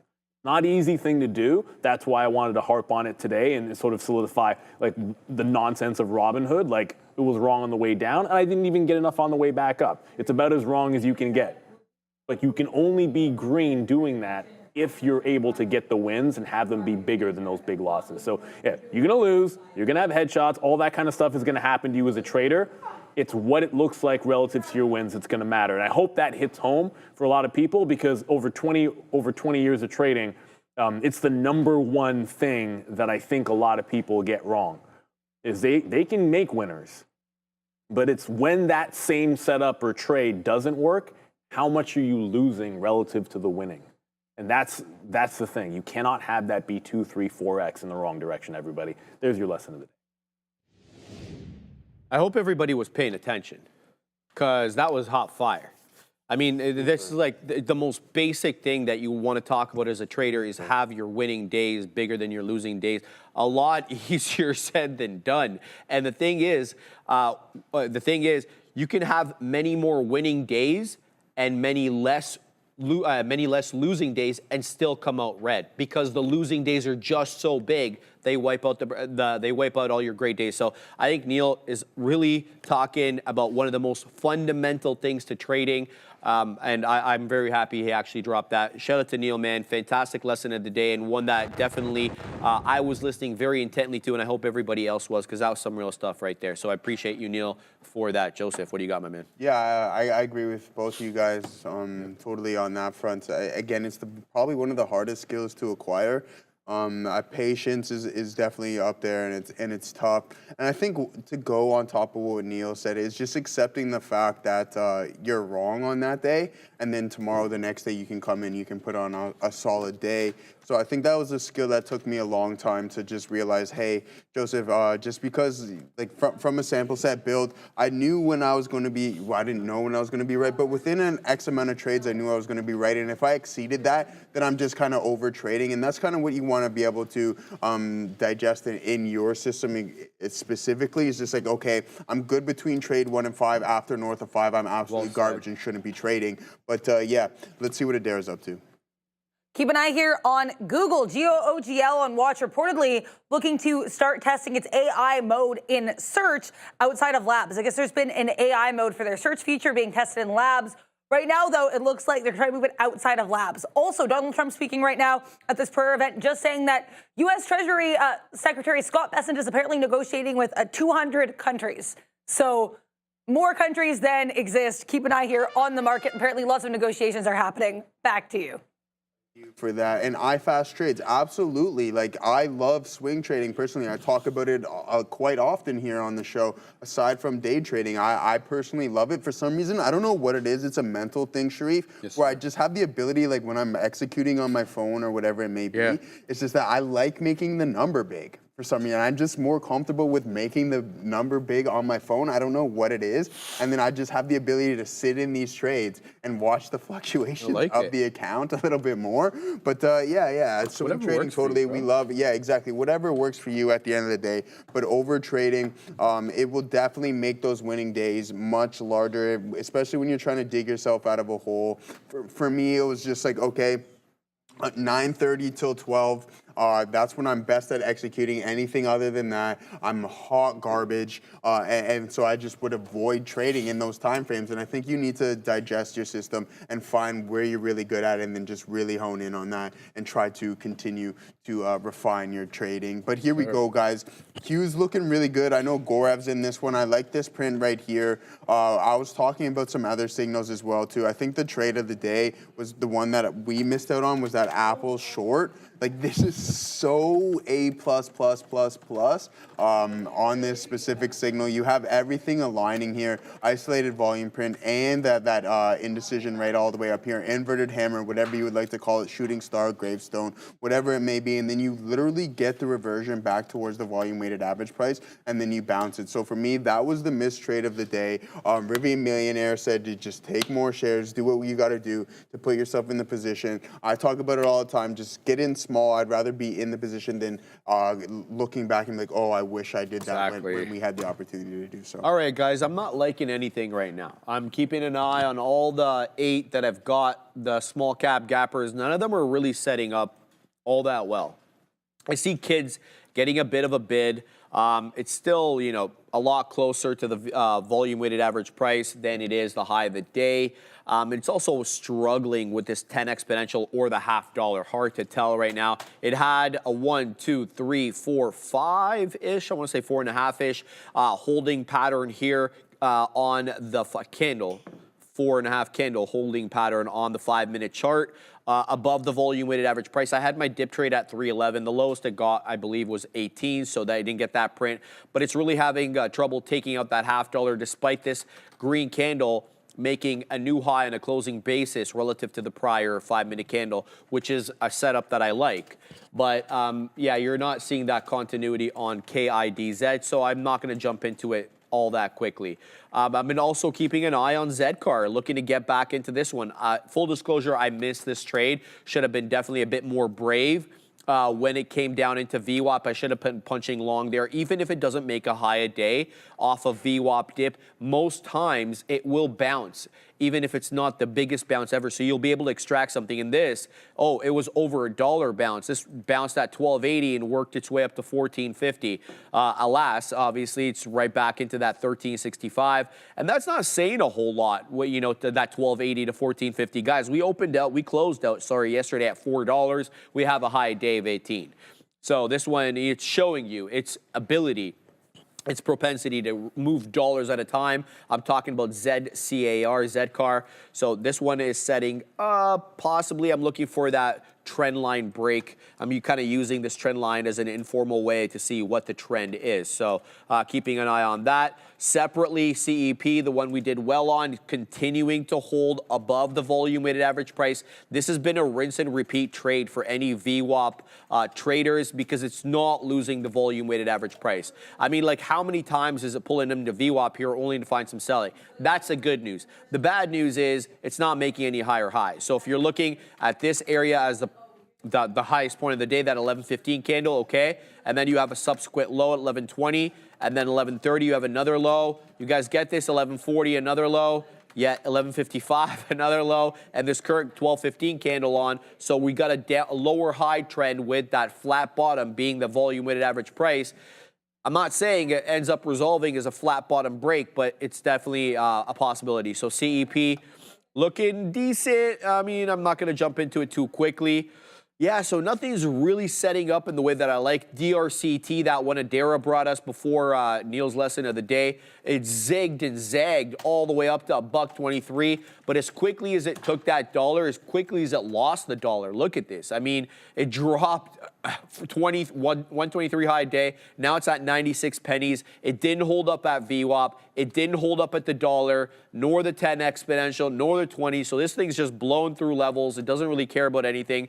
And if that's going to be the case, if that's going to be its modus operandi, then that's fine. It can do its thing 25, but I'm not going to trade it because it's unpredictable, like Donald Trump. So we're going to keep an eye out on that one, see what we can get. TRVG's below the volume weighted average price. The only one setting up okay, obviously CEP is good. I don't mean to disrespect CEP, but Wolf. This one lost VWAP. It did, but it's quick to regain that volume weighted average price. Now, I am anticipating some selling here at 385 on Wolf. I'm sorry, guys. I got the sniffles. It's allergy season in Toronto. I hope you guys don't find that too annoying. And if you do, I'm sorry. Nothing I can do about it. I might steal a reactant from Neil in a minute. But yeah, look at this. Look how many wicks into 385 all got defended. Once, twice, OB thrice, and then we lost it. So if we do come back into 385, I'm anticipating we're going to get some selling there. If we take out 385, then I'm really interested maybe for another break of 4 or an attempt to break 4. Technically high day 399. So guys, I'm sorry I'm not in a position, but I don't like anything right now in small cap gapper world. If you guys have a small cap gapper that I'm not speaking about that's setting up, please tag me, but at me so I can see that red rectangle come in and I don't have to read every single line. Going on there, Neil. Come on, bro. I love Rick James. I love Rick James. Neil, I'm going to bring you another present tomorrow, bro. What? I'm bringing you another present tomorrow, Neil. And I'm going to bring it for you because I don't wear it. Wait, I like you. I like you. Let me get a present, obviously. man. Hold on, man. It's more like his thing over here. I see how it is. Neil, you're going to really like what I got to bring you tomorrow. It has something to do with Rick James. All right? So shout out to my man Nate there. No, I'm not on the cocaine now. My nose is just plugged, all right? So calm down over there. Yeah, I know. Nate, it's Plug power. But yeah, this should be interesting. Neil, here's the thing. If I bring it in, will you wear it for the afternoon show? I don't know it. But Neil, well, he's coming in. Oh, he's angry. Oh, Oh, hold on a second. No. You can't tell a grown man if I bring it in, will you wear it for the? I don't even know what you're talking about. You think I'm just gonna put anything on? Come on, son. Come on, son. Do you trust me, Neil? I don't trust anybody like that. You don't trust like me, that? Neil? Wow. No. First of all, Just no, like come that. on. Anybody. The chat, the chat's with me on this. Like, you're going to sit there and anybody would say that I will wear this on camera for the entirety of the afternoon show without even knowing what it is. I'll make you a guarantee. No, but I'll make you a guarantee. Okay, go ahead. It's not a bad thing. It's something that you will like. Ooh. And I wouldn't make that guarantee, Neil. I wouldn't make that guarantee in front of the chat, in front of Joseph. We even have the production team. Adara's there. Everybody's witnessing, Neil. Okay, if you're gonna say that, then the answer will be yes. But here's all. First of all, if it's not cool, then we're gonna have issues. Not that I can do anything about it because we whoop my ass. All right. But no, just on the real. And the reason I say that is because if ask anyone on this show, if I said I'm gonna do this or I'm gonna wear this, we're gonna put this bet on. 100 times out of 100, I'm doing it. When I opened my mouth and said I would do this Packy Chip challenge when I had no idea what it was, I did it because I lost the bet. And I had no clue what the Packy Chip was, and that was an egregious error on my part. I didn't know you didn't know. I had no clue what that thing was, but we always honor our word around here. And that's why I'm saying it, because to me, I'm man of my word. Like, if I say I'm going to do it, I'm going to do it. That's fair. So I respect therefore, that. I got to be careful about what I agree to. I respect Sharif. that. So it better be good, and if it's not, well, I mean, I I can't do anything promise about it, you but will I might like have a cousin that could. I promise you'll like it. I wouldn't do that to you, Neil. I wouldn't do that to you. But yeah, I'm just gonna have to put a reminder in my phone because I've had a tendency to forget. I forgot his shoes a few times. Got his shoes, yeah. All right, guys. Some people in the chat already know what it is.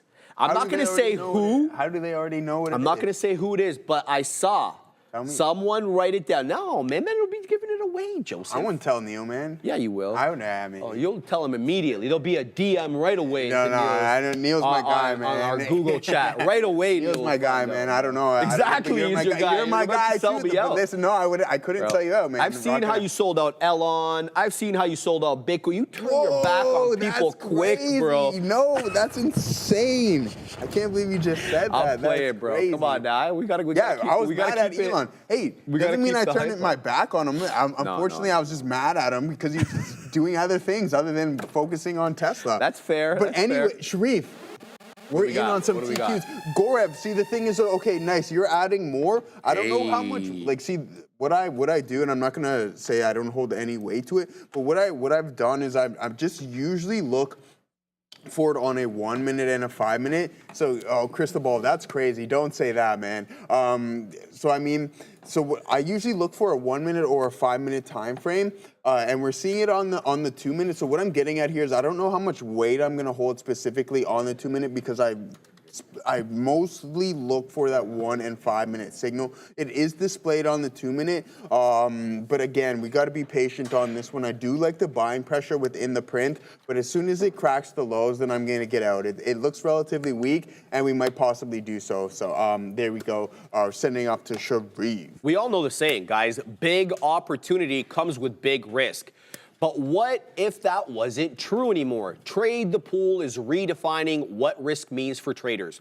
No more risking your life savings to prove yourself in the market. They give you access to company capital up to $200,000 to trade real stocks, no CFDs, and your downside is limited to a single one-time fee that starts at just $47. That means no blowing up your personal account. You get to trade with serious buying power, all while knowing your loss is capped. Trade the Pool now offers an unlimited time during the evaluation. You get the freedom to trade your way with no time pressure. So guys, visit tradethepool.com and see how far your $47 can take you. Shout out to the great folks there at Trade the Pool. And yeah, man, I like Mitch, man. I think Mitch is a hell of a guy. Great analyst. Smart guy. Yeah, smart guy. He's very in tune with what's happening in the market. You know what you brought to my attention the other day? Something I didn't know. And I try to pride myself on knowing a lot of the Tesla stuff. What's it called? The semi. The semi. It's having trouble in the winter holding its charge. We know that that's a problem with EVs. That's not a secret, but a specific problem with the semi worse than the cars. Oh, okay. Yeah, so that's going to obviously North American climate is what it is, right? Yeah. Like, so it's going to be interesting to see how more internal combustion engines warm it right up, I guess, there, guys, and we continue to move higher. But let's go, man. The TQs are starting to work. I'm glad that you took that one there, Gorev. That's a really, really good look. But I promised an individual in the chat, sorry, hopefully you're still here, and I forget your name, but you wanted to talk a little bit about QCOM and just selling some puts. So if you want to do that, I'm not going to disagree with you or anything along those lines. And I like where you're getting at. You say the premiums are increased. Absolutely, because volatility has increased. And with that, you'll be able to collect more premium. But you're talking about selling puts on this. So you're bullish. What is your intentions? Do you want to get assigned on these shares? Because I think that would be a good idea for QCOM if you really, really like the stock. You have a gap that you can play to fill wise. But if you're just looking to go long, then I think equities would be like right out shares would be better route on this one. But if you're selling like the 127s and collecting $300-400 on a month out or something along those lines, that's a pretty good idea as well too. So I like that. And if you do want to get assigned on that, then you can sell those cash secured puts. And I think that would work out really, really nice for you. But again, you got to just zoom out and say, hey, do you want to be a part of this? I mean, it's not horrible when the ball really starts to get moving. It appreciates in price. But other than that, it's a lot of sideways price action and then dip downs and everything like that. I just find that there's a little bit more orderly assets that we can trade other than QCOM. And that's why I honestly didn't even have it on my watch list this morning, respectfully. So, yeah, it just wasn't my thing. But yeah, here we go. What was that? Bitcoin. Let's go. Continuing to just climb higher here, guys. Almost going to test that high a day. That's a beautiful sign. We like to see that. What happened here? What up? There we go. So there we go. So Bitcoin starting to approach that high a day here. 5550 is roughly around that area here on IBIT. So really, really strong underlying that volume stepping in. We're cracking through some key resistance levels on Bitcoin itself. So that is a solid note. And yeah, I really love this thing, Sharif. Ooh, Look at this, Joseph. Damn. Textbook. Now I don't have it, but beautiful, man. I mean, and here's the kicker. Now you don't always get this, right? Sometimes it'll fake you out. It'll break down quickly and then retrace. But look at the flat bottom break on CEP. We're waxing poetic about that area high at 1115 and all the umpteen amount of lower highs thereafter, and how that VWAP was holding like a brick wall. Well, that brick wall just gave way, baby, because that tsunami just came in and whoom, took everybody out. Look at this, $54 all the way down to 50, wiping out all the bids there. That was a monster seller and a whole bunch of stop losses likely getting triggered. Think about it, man. That's exactly what I was doing with this trade, right? We had a two-banger on this one. Well, why? Because I gave myself the room below VWAP, but it was a once, a twice, an OB thrice trade, but at some point it's going to give way, and that's when it gave way right now. Big move down from $54 into 50, kind of trading in the middle right now at 51.80. So this one did lose the bid. I'm talking about CEP, guys. It's up 23%. It's a multi-day runner. If you have a look at the daily, this is not the end, I'm assuming, of CEP. Just look at this daily chart. This is not something that we typically see with the small cap gappers. They give up the ghost, if not the next day, then the day after. This one is putting in higher lows and higher highs every single day. Someone's accumulating something on CP. What the hell does this company even do? Let's find out, man. Like, it doesn't even matter to me as a what's it called, a small cap gapper. Cantor Equity Partners. Oh, it's a SPAC. It's a SPAC, bro. What the hell is this? A blank check company. The company's formed. Okay, so who are they looking at merging with here? What's the headline? I'm looking to see if there's anything from the last few days. So when did this start moving? It started moving on the 23rd. Let me see if I can go back to the 23rd. Ah, here it is. Here it is. I got it, Adara. Cantor Equity Partners, Tether to buy Bitcoin in the amount equal to the aggregate of convertible senior secured notes, equity pipe offerings, less transaction expenses, and certain other amounts. Okay, so interesting there. So they're Cantor Equity Partners, but who are they looking to deal with here? That's okay, that's fantastic. Cantor Equity Partners, proceeds includes $100 million of cash held in trust account. Okay, that's interesting. So it doesn't even tell you who they're looking at de-SPACing with. SPAC, okay, here it is. There it is. Cantor agrees to $3.6 billion SPAC deal with crypto company 21. That makes more sense. Okay, so this company is looking to de-SPAC. I don't have to read this whole article. I can do it off camera. But this is interesting. Yeah, this was certainly interesting to me. I should have been more aware of the fact that it was a SPAC, because look at this. On the daily, it just hugs 10 every day. And that's your telltale sign that it's a SPAC, when it's hovering around that 10. I'm not going to go into the whole thing about special purpose acquisition companies, but they got to trade around that $10 area. Sometimes they can trade above, sometimes they can trade below, but that's kind of your telltale sign when something's hanging around that $10 forever and ever more. So they're looking to de-SPAC here, and it's just someone's accumulating up a storm on this company, so not a bad look. In any event, it lost the volume weighted average price anyway on the day. What's going on, Adara? Dr. Phil, eh? Well, he's been friends with Dr. Phil. I've seen him talk to the Philster before. You got for lunch over there, Katina, man. Say that again, Adara? Okay. Dr. Phil is apparently at this prayer thing with Donald. And it's interesting. Anyway, any important comments, guys, we're going to bring that to you. Shout out to my man, Jay Lee. Exactly why shorting CEP was great money for me last couple of days on Pops Up. It's fantastic, Jay, but I'm happy you didn't hold it overnight, my man, because if you did, you'd be out of the money, because you saw those higher highs and higher lows every day, baby. But shout out to Jay, great trader, and definitely knows what he's doing.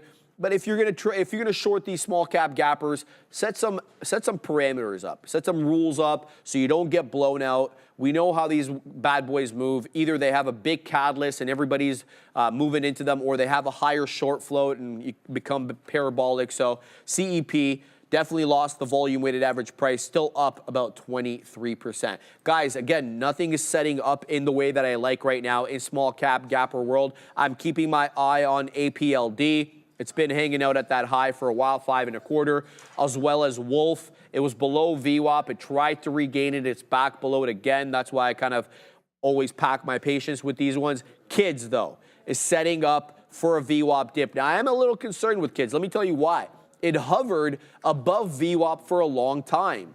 And I was thinking, all right, someone's front running it here. They're not allowing it to move back down to VWAP because they're exuberant. They're buying it up at this level. And now we're just putting in all these lower lows and lower highs, despite the fact we're above the volume weighted average price. So let's see if I could possibly try a trade here on kids. I don't like it. Full disclosure, it's just going to be in a position. So full disclosure, it's going to be really light size. And if it loses $3, that's going to be the end of the trade, because I just don't like the way that kids is setting up at the moment. Let's throw in an order over here, see if we can get something at 315. We'll go like that. And then what we'll do is we'll average in to the volume weighted average price, and that will be my last average in, and then a loss of 3 will be the end of the matter. So I'm going to go ahead and set up a dip trade at 307. That's where I see VWAP, so we'll put that, and then the stop will go below that $3 area, and now that's in place. So come what may now, we're going to see what we can do here on kids. And we didn't set up any profit takers. So let's go ahead and set up some profit takers. So if this one does bounce up, we get something over here. And then I'll leave the last one there for the dream, so to speak. Urban Trader, WULF. Okay, I had WOLF. Let's check out WULF. That's TeraWulf. Okay, so this is definitely not a small cap gapper. It's a $1.25 billion company. Let's have a look at this one on the side screen over here. Take off DRCT. Look at TeraWulf. Yeah, that's a good look, man. Shout out to Urban Trader. Great look there. Very consolidative sideways below that 328 to 320. Very bull flag-ish. We'll have to wait and see whether this level holds. My submission to you, Urban Trader, try to pick it up at the low end of the range, maybe like those money fills in the low 20s. I'm talking about 21, 22, so that you can get that big boy breakout above 28. Really, it is 30, though. Shout out to you. Good look there on that one. What else we got over here? Daily day trade. What about RNAS? Say less, my man. Let's have a look at RNAS. Reminds me like of a Persian woman's name, Arnaz. There's just so many Persian women's names that ends in Naz. I don't know if you know any, but I do. I personally, I know quite a few. No, all right, great looking bull flag here, man, to start the day. Wow, 930 pop up, very sideways consolidation. Then the volume comes in again midday, 12:30. So this looks like we're on our second bull flag here on RNAS. Great look there, daily day trade. I'm going to throw this one on the side chart. Likely going to replace DRCT. That's now lost VWAP and lost the dollar. So we're going to throw in RNAS over here to see if we can extract something on it. I'm going to allow this to develop a little bit more. I'm talking about RNAS so that I can try to get it in at the lower end of the range, the lower end of the bull flag range. So if it does this pattern over here, like it did before, which is move up, then sideways consolidation, I can figure out what the range is. Right now, I don't know, right? So I'm keeping an eye on that. So I did get the ad now on kids at 307. So now it's going to have to hold up above 3. I've given my a little bit below 3 just to give it that buffer, or otherwise I'm gone. So again, not my favorite trade, full disclosure, in this because we got to be in something, but we'll see what the situation is here with kids, Joseph. Maybe we can extract some profits off it. All right, guys. So TQs is working for us right now. You can see what we're in at and what it's currently trading at. We'll take a little bit off at this resistance zone, but let's get into this week. Let's get into some earnings reports and see what these expected moves are going to be coming in at, because I know a lot of traders in the chat are talking about options, premiums. I know Los Pollos is like, what's going on with Amazon? Would I buy this expirations calls? No, I wouldn't yet. I think AWS is going to be a big factor here, especially what we've seen from Azure and Microsoft. Sharif is most definitely going to be getting into that later in the day with his reporting as well. But we're going to see what we got going on with Amazon right now for an expected move. And right now we're looking at roughly about a 6% expected move. That's going to put us at a high of around 201 or a low of around 178. All right, so that is Amazon. The next biggest up here is, well, yes, it's ahead of Amazon market cap wise, is Apple. Let's take a look at Apple and see what we got going on. Reporting at 4:30. I hate how they do that. 4.2% expected move there, guys, putting us a high of around 221.61 and a low of around 203.77. So there you go, approximately 4.2% 2% move there. And then the third biggest is Riot. Okay, interesting. Let's see what Riot's got going on for us. So one of these Bitcoin miners here with an expected move around 7.2%, so a high of around 849 and a low of around 734. I think this is going to be a really big one and popular. I love this. Reddit RDDT. This thing was absolutely skyrocketing when it first IPO'd, and then it lost about half of its value, roughly. I believe we can get more into that. So 12.6% expected move, a high of around 136.47 and a low of around 105.90 is what the options market is currently pricing in right there. So that's not too bad of a look on RDDT. And then Airbnb. Let's go, Airbnb. I've done one. I've never ordered one on my own, to be honest with you. I want to do one in Tulum. 7.7% expected move here. 133 with a high and 114 as a low there with a 7.7% expected move there on Airbnb. And those are the 5 biggest names right now. Okay, Big Bear AI, I think Katina Man would want to see this one. He's going to want to know about that. He's going to want to know about this one here. So we'll pull that up for my guy to the right of me. I'm leaving him hanging. How was the Jays game last night? Oh, the best game. Best game ever. All right, he said, of the year. All right, that's good. I seen they were down 2-0 or something when. Let's go. I saw the pictures with the boys. Crazy. It looked like a good time. It looked like a good time, yeah, absolutely. So 14.9% expected move here on Big Bear AI, guys, with a move around a high of around 391 and then a low of around 290. So if you're playing those straddles, guys, you need to exceed that expected move in order for your one side of that contract combination to become profitable. But let's see what Adair's got going. Spotify, the latest victim here of the Josh Brown pump, or I guess beneficiary in this case of the Josh Brown pump. Apparently, Josh Brown here 2 minutes ago on CNBC started hosting a live segment called Josh's Best Stocks, Spotify. So SPOT pushing to the upside in response. This is, of course, a earnings play as well. This would be now day 3 because they reported Tuesday morning. So SPOT benefiting from being a Josh Brown pick. Back to you. I absolutely love Josh Brown. I don't know how other people, but I love him. Yeah, I love. I just like that real aspect to him, and I also like to hear the New York. Because he's very New York. He's as New York as it gets, you know what I mean? Yeah. And so I like to hear like what the New York bros are talking about, the finance bros, just to get an idea of what's happening in the market. I love him personally. I know some people may not, but that's okay. I think he's a pretty cool dude, chill back dude. So I think he was chilling in Florida or something the other day. I was watching some stuff on CNBC, and you know his house is obviously just wherever he's Dude, he posts pictures on his gram from his house. He's got a sick-ass pool in the backyard. His wife's draped in Chanel and stuff. Yeah. He's New York, bro. He's like that Long Island kind of vibe where if you're not wearing Ferragamo shoes, you don't talk to me. You know what I mean? What do you think he drives? An Ashton? It's hard. I don't know. That's a good question, dude.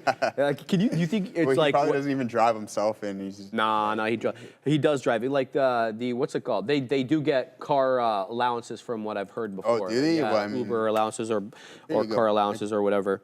Yeah, so that's that there, guys. I got stopped out break even here on the Qs. As you can see, I took 33% off, and then the rest came back to that break even as the market's momentum to the downside really started to accelerate and move towards the lows here. So just be cautious of what's going on with that on that front. But Bitcoin is still relatively strong. So if you want to stick with these strong names, you're going to have to do a little due diligence and search. I mean, if we look at the top performing sectors right now, we're definitely going to see that tech might be at the top of its class still, just due to what we've seen from the likes of Meta and Microsoft last night. So yeah, technology still up about 2.25 there, and then consumer discretionary up about 0.6, and then the industrial sitting in third place up about 0.6 as well. But then if we go down the line, materials at the bottom of the list, it was up there yesterday, and then consumer staples in second last here, guys, down about 0.9, and then healthcare getting absolutely slacked today, Sharif, down about 2.4% on the session. So there you go. There are your best and worst performing sectors today. And my guy, Mike DeRider, good seeing you in the chat. What have you been trading today, my friend? And if there's anything that you guys want to go over, just put it in the chat. We'll be happy to do so. But right now, yeah, sitting on our hands, you can see that we had this TQQ trade. I should have took some off at the hold of the volume weighted average price, but we were just going through expected moves, et cetera, et cetera. So that's okay. I don't mind getting stopped out break even on that front. But yeah, Robinhood was most definitely the trade for me of the day. It was a really nice one. 2 attempts on it, and we go 2 for 2 on it. You can see Katina, Sean, this is exactly Sean's entry as well, too, on his first trade. And then he got this ad right here, and I'm like, no, you got the ad without me. And then he's like, yeah, you got to take those shots. But then we just waited a couple minutes, and then we eventually get that nice big move all the way up to the top, and then we take it out on that other signal there, Sharif. Yeah, so on the blockchain, correct him. He's like, I'm in Long Island. That's not how it is. Ooh. That's some Gold Coast-ish. Yeah. LOL. I'm just echoing what I heard. Maybe some stereotypes, obviously. But Like Gold Australia Goldie? I don't know. Maybe it means that or the Golden State. I have no idea. Maybe. Oh, Yeah, hold on. I guess so. What's the Golden State is California, right? Yeah, that's like obviously, because the Oakland gold rush was in California. So Oakland area, no? yeah, the gold rush was. Yeah, well, Golden State Warriors are in Oakland, but I think it's like Golden State is all of California. Gold. My sister lives in California, man. I know how California is very well. Oleg, Joseph, Sharif, hi guys. Hi. Do you usually trade triple Qs or Qs? I don't trade the futures anymore. I used to. I used to try when Arun was around. I don't. The Katina man trades the futures a lot. He's usually in the T triple Qs. I see Joseph as well. Joseph's in both. I'll let him speak for himself. I saw him trading the S triple Qs yesterday. He trades the T triple Qs at times. I don't know if there's too many QQQ trades though on the desk. I guess there is. Yeah, but I haven't been trading the futures a lot, so I'll pass that off to Joseph in a second. Joseph, we're doing it live here on KIDZ. So we got both entries. We got the entry at 15. We got the entry at 5s. Now we just took out a beak wetter at 25s. I've still got a few more on this one. Still waiting for that 30 beak wetter to print. And then we're going to see if this one wants to make new highs and new lows. Currently, it's got a higher low, but not necessarily a higher high. So we'll see what the situation is with our friend KIDZ over here. The current trade that I'm in, it's up 180%. Not a bad look, but certainly well off the highs. That 440 high, so about $1.20 south of that high, and we're just holding on to VWAP right now. So that was my impetus for this trade. To find support possibly at the volume weighted average price as well as that $3 level because they were awfully close. So shout out to KIDZ. Tony, Sharif. I'm just gonna have to read this quickly over here because I don't know. You should on your break rewind to when Adara read that negotiation news. I saw you laughing. What are you talking about, Tony? What negotiation? Adara, what negotiation? I think that would have been the most recent news. Well, yeah, dude. Of course I'm laughing. That was a very long time ago. 200 countries. Of course I'm gonna chuckle. Well, like, I'm sure that's not what he meant, though. I don't think he's that uninformed. He said it a couple times. I know, Adara, but I'm thinking it's jurisdictions, not countries. That's fair. Yeah, I was just what I just said to Sharif there is he said the 200 countries thing. I'm sure that's what he said. I know you wouldn't misreport that, but yeah, come on, get it together, Donald. Get it together. Get it together, Donald. 200 countries more than exist. I know, Tony. Why do you think I was chuckling, bro? Come on now. Wookware, can you look at WGS? Sure, not a ticker that I'm familiar with, Joseph. We're going to look at WGS for our friend Wookware. All right. What am I looking at here, bro? What is this thing? Genedex Holdings, $1.865 billion market cap. Genomics company operates through subsidiaries focused on exome and genome tests that translate complex genomic data into clinical answers that unlock personalized health plans. I love this kind of stuff, man. I love this personalized DNA thing that tells you about your diet or what diet you should have for what goals, what training methodology you should employ for what goals you have. I love that kind of stuff. I think it's still very early in that technology, but yeah, I'm definitely looking for more stuff like that. I know Brendo just did something like that and he swears by it, so shout out to him. Guys, not a bad look over here. On the day, it's kind of flat below the volume weighted average price. It looks like they missed on earnings yesterday in the pre-market because something happened here at 6 a.m. because this thing tanked from $120 down. What the hell? This thing lost 50% of its value yesterday, Joseph. So from down here, we lost about 45% yesterday. So let's look into this a little bit for our man. Let's go back over here and just see what the earnings, or if there was an earnings report yesterday, because it looks like there was. Yes, okay, so there was an earnings report. Let's see this. So let's see if we can get the full earnings report. Yeah, so Gendex reports first quarter 2025 financial results and business highlights. Can we get a quick view over here? 1 second. First quarter 2025 adjusted net income 7.7 million. Raised guidance to deliver 360 to 375. All right, you can look at the earnings report for yourself and read everything here, but that was likely the case. It dropped aggressively as a result of the miss. Let's look at the daily quickly before we do that ad. We're coming into a very important technical level though. That $60 level is money. It was resistance initially in October, and then look at how it acted as support back in February. So this could be an interesting buy area here at $60, but it lost 50% of its value. Super quick, Joseph. Sorry to keep you waiting. Absolutely. No worries about that, guys. VinFast closed 2024 with strong financial and operational performance, signaling big progress on its global EV journey. Q4 revenue reached $678 million, up 70% year over year, and 34% quarter over quarter, reflecting robust demand, improving sales execution. I like 97,000 EVs delivered in 2024, including 53 in Q4 alone, Sharif, at a 192% increase year over year, underscoring transaction across core and new markets. Progress on global expansion, 322 EV showrooms and 322 e-scooter showrooms now operational worldwide as of March 2025, including both VinFast owned and dealer operated locations. Green mobility ecosystem, continued deployment of V-Green charging infrastructure, and growth of GSM electric ride-hailing services in key Asian markets to drive long-term EV adoption. Go check out VinFast. I was actually, took the train in this morning, but last night I was driving behind a VinFast. Yeah? Yeah. Thoughts? Yeah, cool. I thought it looked like a Which one, if you don't mind my asking? It was the SUV one. I'm not sure which one it was an SUV. Is it because they've got the 8 and the 9, I think, in North America? I didn't look at the details, but it looked half decent. Like, I mean, it's like, okay, hey, if it's relatively cheaper. If it's I gotta cheap, tell you, and that was before they ever sponsored us. I made that very clear. You like the VF9, bro. Yeah. It's a nice car. There you go. Yorkdale, they have a showroom at Yorkdale, and so you go in, they're super nice. Did you drive one yet? I didn't drive one yet, Joseph, but I was talking to the guy. Super nice, very polite people. They're very knowledgeable, but their product, you can tell they drill them into like knowing the cars. Exactly. You go into Tesla? Yeah.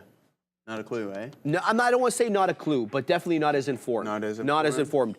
Yeah, I wasn't feeling the vibe with when I went for the Cybe. Yeah. For the test drive. The woman that I had. Wasn't feeling it? No, she's just uninformed. Yeah, but I think you're knowledgeable too, so you could just... Bro, she didn't even know that there was a recall on the Cybe, the panels. I'm like, okay, because we were talking numbers and stuff. I'm like, all right, so the car has to go back and for the recall. She's like, no, there's no recall. The recall was a software update. I'm like, yeah, they can't software update the panels, right? Can't software update those. And then she didn't know. And then she went back to her manager, came back. She's like, oh yeah, you were right. After I came back from the test drive, she's like, yeah, there is a recall on it, this, that, and the other. I'm like, come on, man. You never went for that 2-day Cybertruck loan? I didn't. They're still offering it, though, dude. Yeah, I just haven't gotten to do it, Joseph. To be honest with you, I've just been busy lately. Yeah, busy. But yeah, here we go, guys. This market continuing to bleed a little bit. I mean, I looked at Palantir this morning, and I'm like, 120? Like, there's no way. Like, what an absolute monster of a stock here, guys. Pulling back a little bit. But if you guys want to talk about it, we're only down 4%. That's it, from that all-time high. And I mean, at one point we were down 47% or something along those lines. Yeah, 47.5%. We were down from that peak to that current low right there. So yeah, I mean, what an absolute monster. Just day after day, continuously ripping. Once it cracked through this resistance zone right here, guys, you can see that 98.55 level, it hasn't looked back, nor has it retested anything close to that resistance, so acting as support or anything. So it's just gone absolute parabolic. Palantir has just been a continuously good play, and if you want to look for strong stocks, Palantir is definitely going to be at the forefront here. All right, we're doing it live here on RNAS. Shout out to RNAS, sub $1 stock, long here, and we're wetting the beak as it moves up. So a couple of 4 prints so far to the high side, taking a print at every penny, basically. Just layering the print at every single penny. We'll take some profits there. Currently in 2 trades, kids at 307, waiting for a 3 1/4 print. That'll be where I'm waiting next. I still have a few more B quitters after that. Let's go ahead and set up a 79 print here on your friend Arnaz. We're at 78 and change. Can we get 79? We're at 78 and 2/3, or a third, excuse me. Let's see if we can work up into that 79 print. A lot of funny comments from you guys coming in. I do like that. MLN Sharif with the ad-libs. I don't know what you mean by that. I didn't get it when you said it. Ankit Patel, Palantir, flat bottom break. We'll look in a second, brother. JT, Sharif, where do you find these stocks? My goodness, super simple, my man. Get yourself an eSignal account. No, this is not a paid ad right now. I'm telling you what the deal is. The scanner is right here, okay? So what you want to do is you want to set up a gap scanner, right? The gap scanner just lets you know what stocks in the market, the NQ, the NY, the Amex as well. Those are the three that I scan for. Which stocks are gapping up the most? And typically, it's going to be these small cap gappers that are gapping up the most. That 50, that 60, that 100, 200% gapper. It's likely a small cap gapper. That's why it can move so aggressively, because not that much money, relatively speaking, of course, is required to move it up. So that's what I do. I use a scanner. Now, there are a couple of parameters that I input into my scanner to filter out what I don't like. Those two are super simple. I want everything printing volume over 250,000 shares. And I won't even trade it if it's only done 250,000. That's just to filter out the nonsense. That's number one. Number two, I filter out by price, 85 pennies and above. The only reason I even use 85 pennies is because my friend Neil let me know, look, sometimes these $1 stocks, they're trading sub 85, and then they get into that dollar, and it's a different trade. So maybe you would want to know about the ones approaching the dollar. What I had been doing prior to that is filtering everything below $1. So it had to be above $1, above 250,000 shares. In reality, though, I'm not going to trade it unless it's done 1 million to 2, maybe even 3 million shares on the day. Okay? So that's what I do. Get yourself a scanner. You can use any of these platforms, whether you have one at home or you want to subscribe to one, but scanners are an absolute must for small caps. It's how I find them. Yeah, it's absolutely everything, Joseph. I mean, that's the way it is. Shout out to JT. Daily day trade. Arnaz bounced off the 25 EMA on the 1 minute hard. Yeah, man, I'm in Arnaz right now. I like it for a bull flag pattern. This is the second bull flag pattern it's put on the day. The first one was quite prolonged. It started off at 9:30, and basically you didn't get the breakout until 12:30. So it was a very, very long up and then sideways pattern, but we're continuing with that second bull flag right now. Super simple to see on this chart over here. Boom, sideways consolidation, boom, shorter sideways consolidation, and then boom again, all right? So shout out to daily day trade. Random oddities. Tesla salespeople probably know Elon's shoe size, though. They didn't know about the recall. Funny. Thank you for that. On the blockchain, come on, she knew, LOL. She's just trying to sell a car. Bro, can you imagine if she sold me that car and didn't tell me about the recall till after?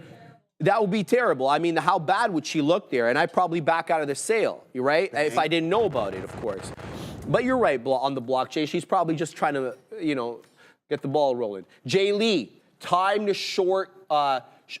get short on TQQQ, guys, in my humble opinion. Sharif Joseph, thoughts? Will it dump more if we lose this level? Brother, I'm not even looking at the triple Qs. I'm going to let Joseph look at that in a second after I finish reading these texts because they're funny. Hypercube, G-Wagon, you deserve it. Maybe in like 15 years when I can afford it. Farm Trader, it's so they don't claim fault, says Farm Trader. I'm assuming you're talking about the Tesla thing again. Yeah, we'll keep an eye on that. Thank you. Urban Trader Arnaz, my man, I'm in it. Look at the screen. Look at the screen. Anish, Oklo, please. All right, Anish, that's the second time you've asked. You're going to get it this time. I apologize, I didn't see it first time. It's already loaded up. See there, Anish? OKLO. I told you I was ready for it, baby. All right, so let's start with the daily here on Oklo, because is this the Altman thing?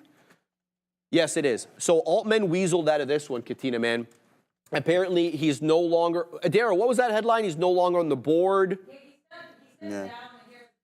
He stepped down as a chair of the board. Thank you, Adara. Appreciate that. Yeah, so he stepped down from that. Obviously, we know why he's involved with this name. AI, very power heavy, very power hungry. So he's obviously trying to weasel into a nuclear name, hence why it was running so much, because of its association with the best in the class right now. I'll submit to you that's ChatGPT. you know, everybody has their own feelings about that. Anyway. Copilot. Don't even, bro.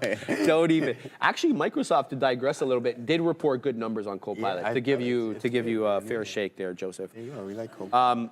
Anyway, very good respect here, Anish, for Oklo on the 200 simple, not the exponential. So that purple line, my man, that's a simple. The blue one is the exponential. I keep them both because I both invest and day trade, so you need them both. And now we've been kind of putting in these higher lows and higher highs, not by that much, certainly not even close to where we're at.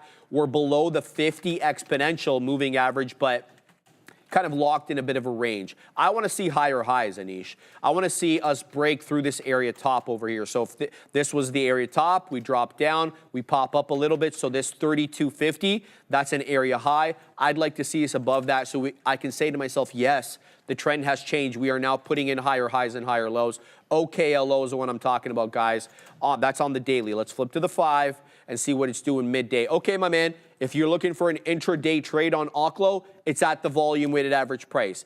26.93 high day. It's worked its way down to 25.77. That's the volume weighted average price. Could be a buy here, not a suggestion, just pointing it out. You're going to have to execute on your own merit, obviously. Good look, though, for OKLO. I want to flip back to kids over here before we send it back to Joseph. We got that print at 25s. We're long 07s. Now it's showing me 33s. I'd like to de-risk a little bit ahead of that 50 penny area. Why?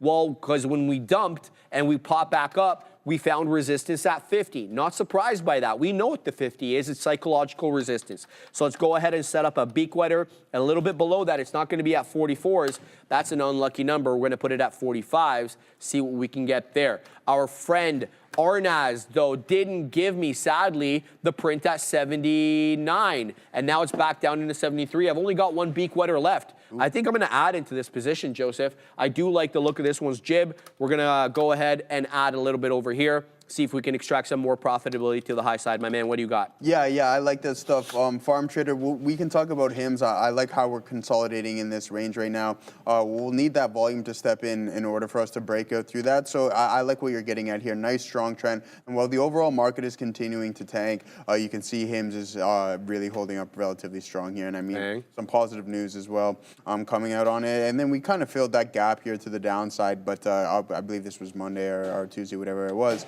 But yeah, still looking pretty good here. HIMs recovery and holding up relatively strong on the session.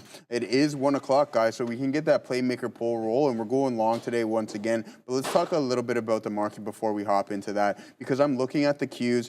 I like how the Qs are holding this level, so I'm going to look to get involved here. Going to start really, really small for a second entry. You can see I'm in exactly where I was. Maybe we waited until all this phase out is done, some liquidity grabs. But what I'm really getting at here is that we're holding that base and those specific candles are relatively well here in the overall market. And if we just do our basic TA, you can see that we're constructing these higher lows, which is a positive sign there. So that trend line holding up relatively well and going to look to hold this level. If we crack it to the downside and end up on the backside of the trend, then thesis invalid.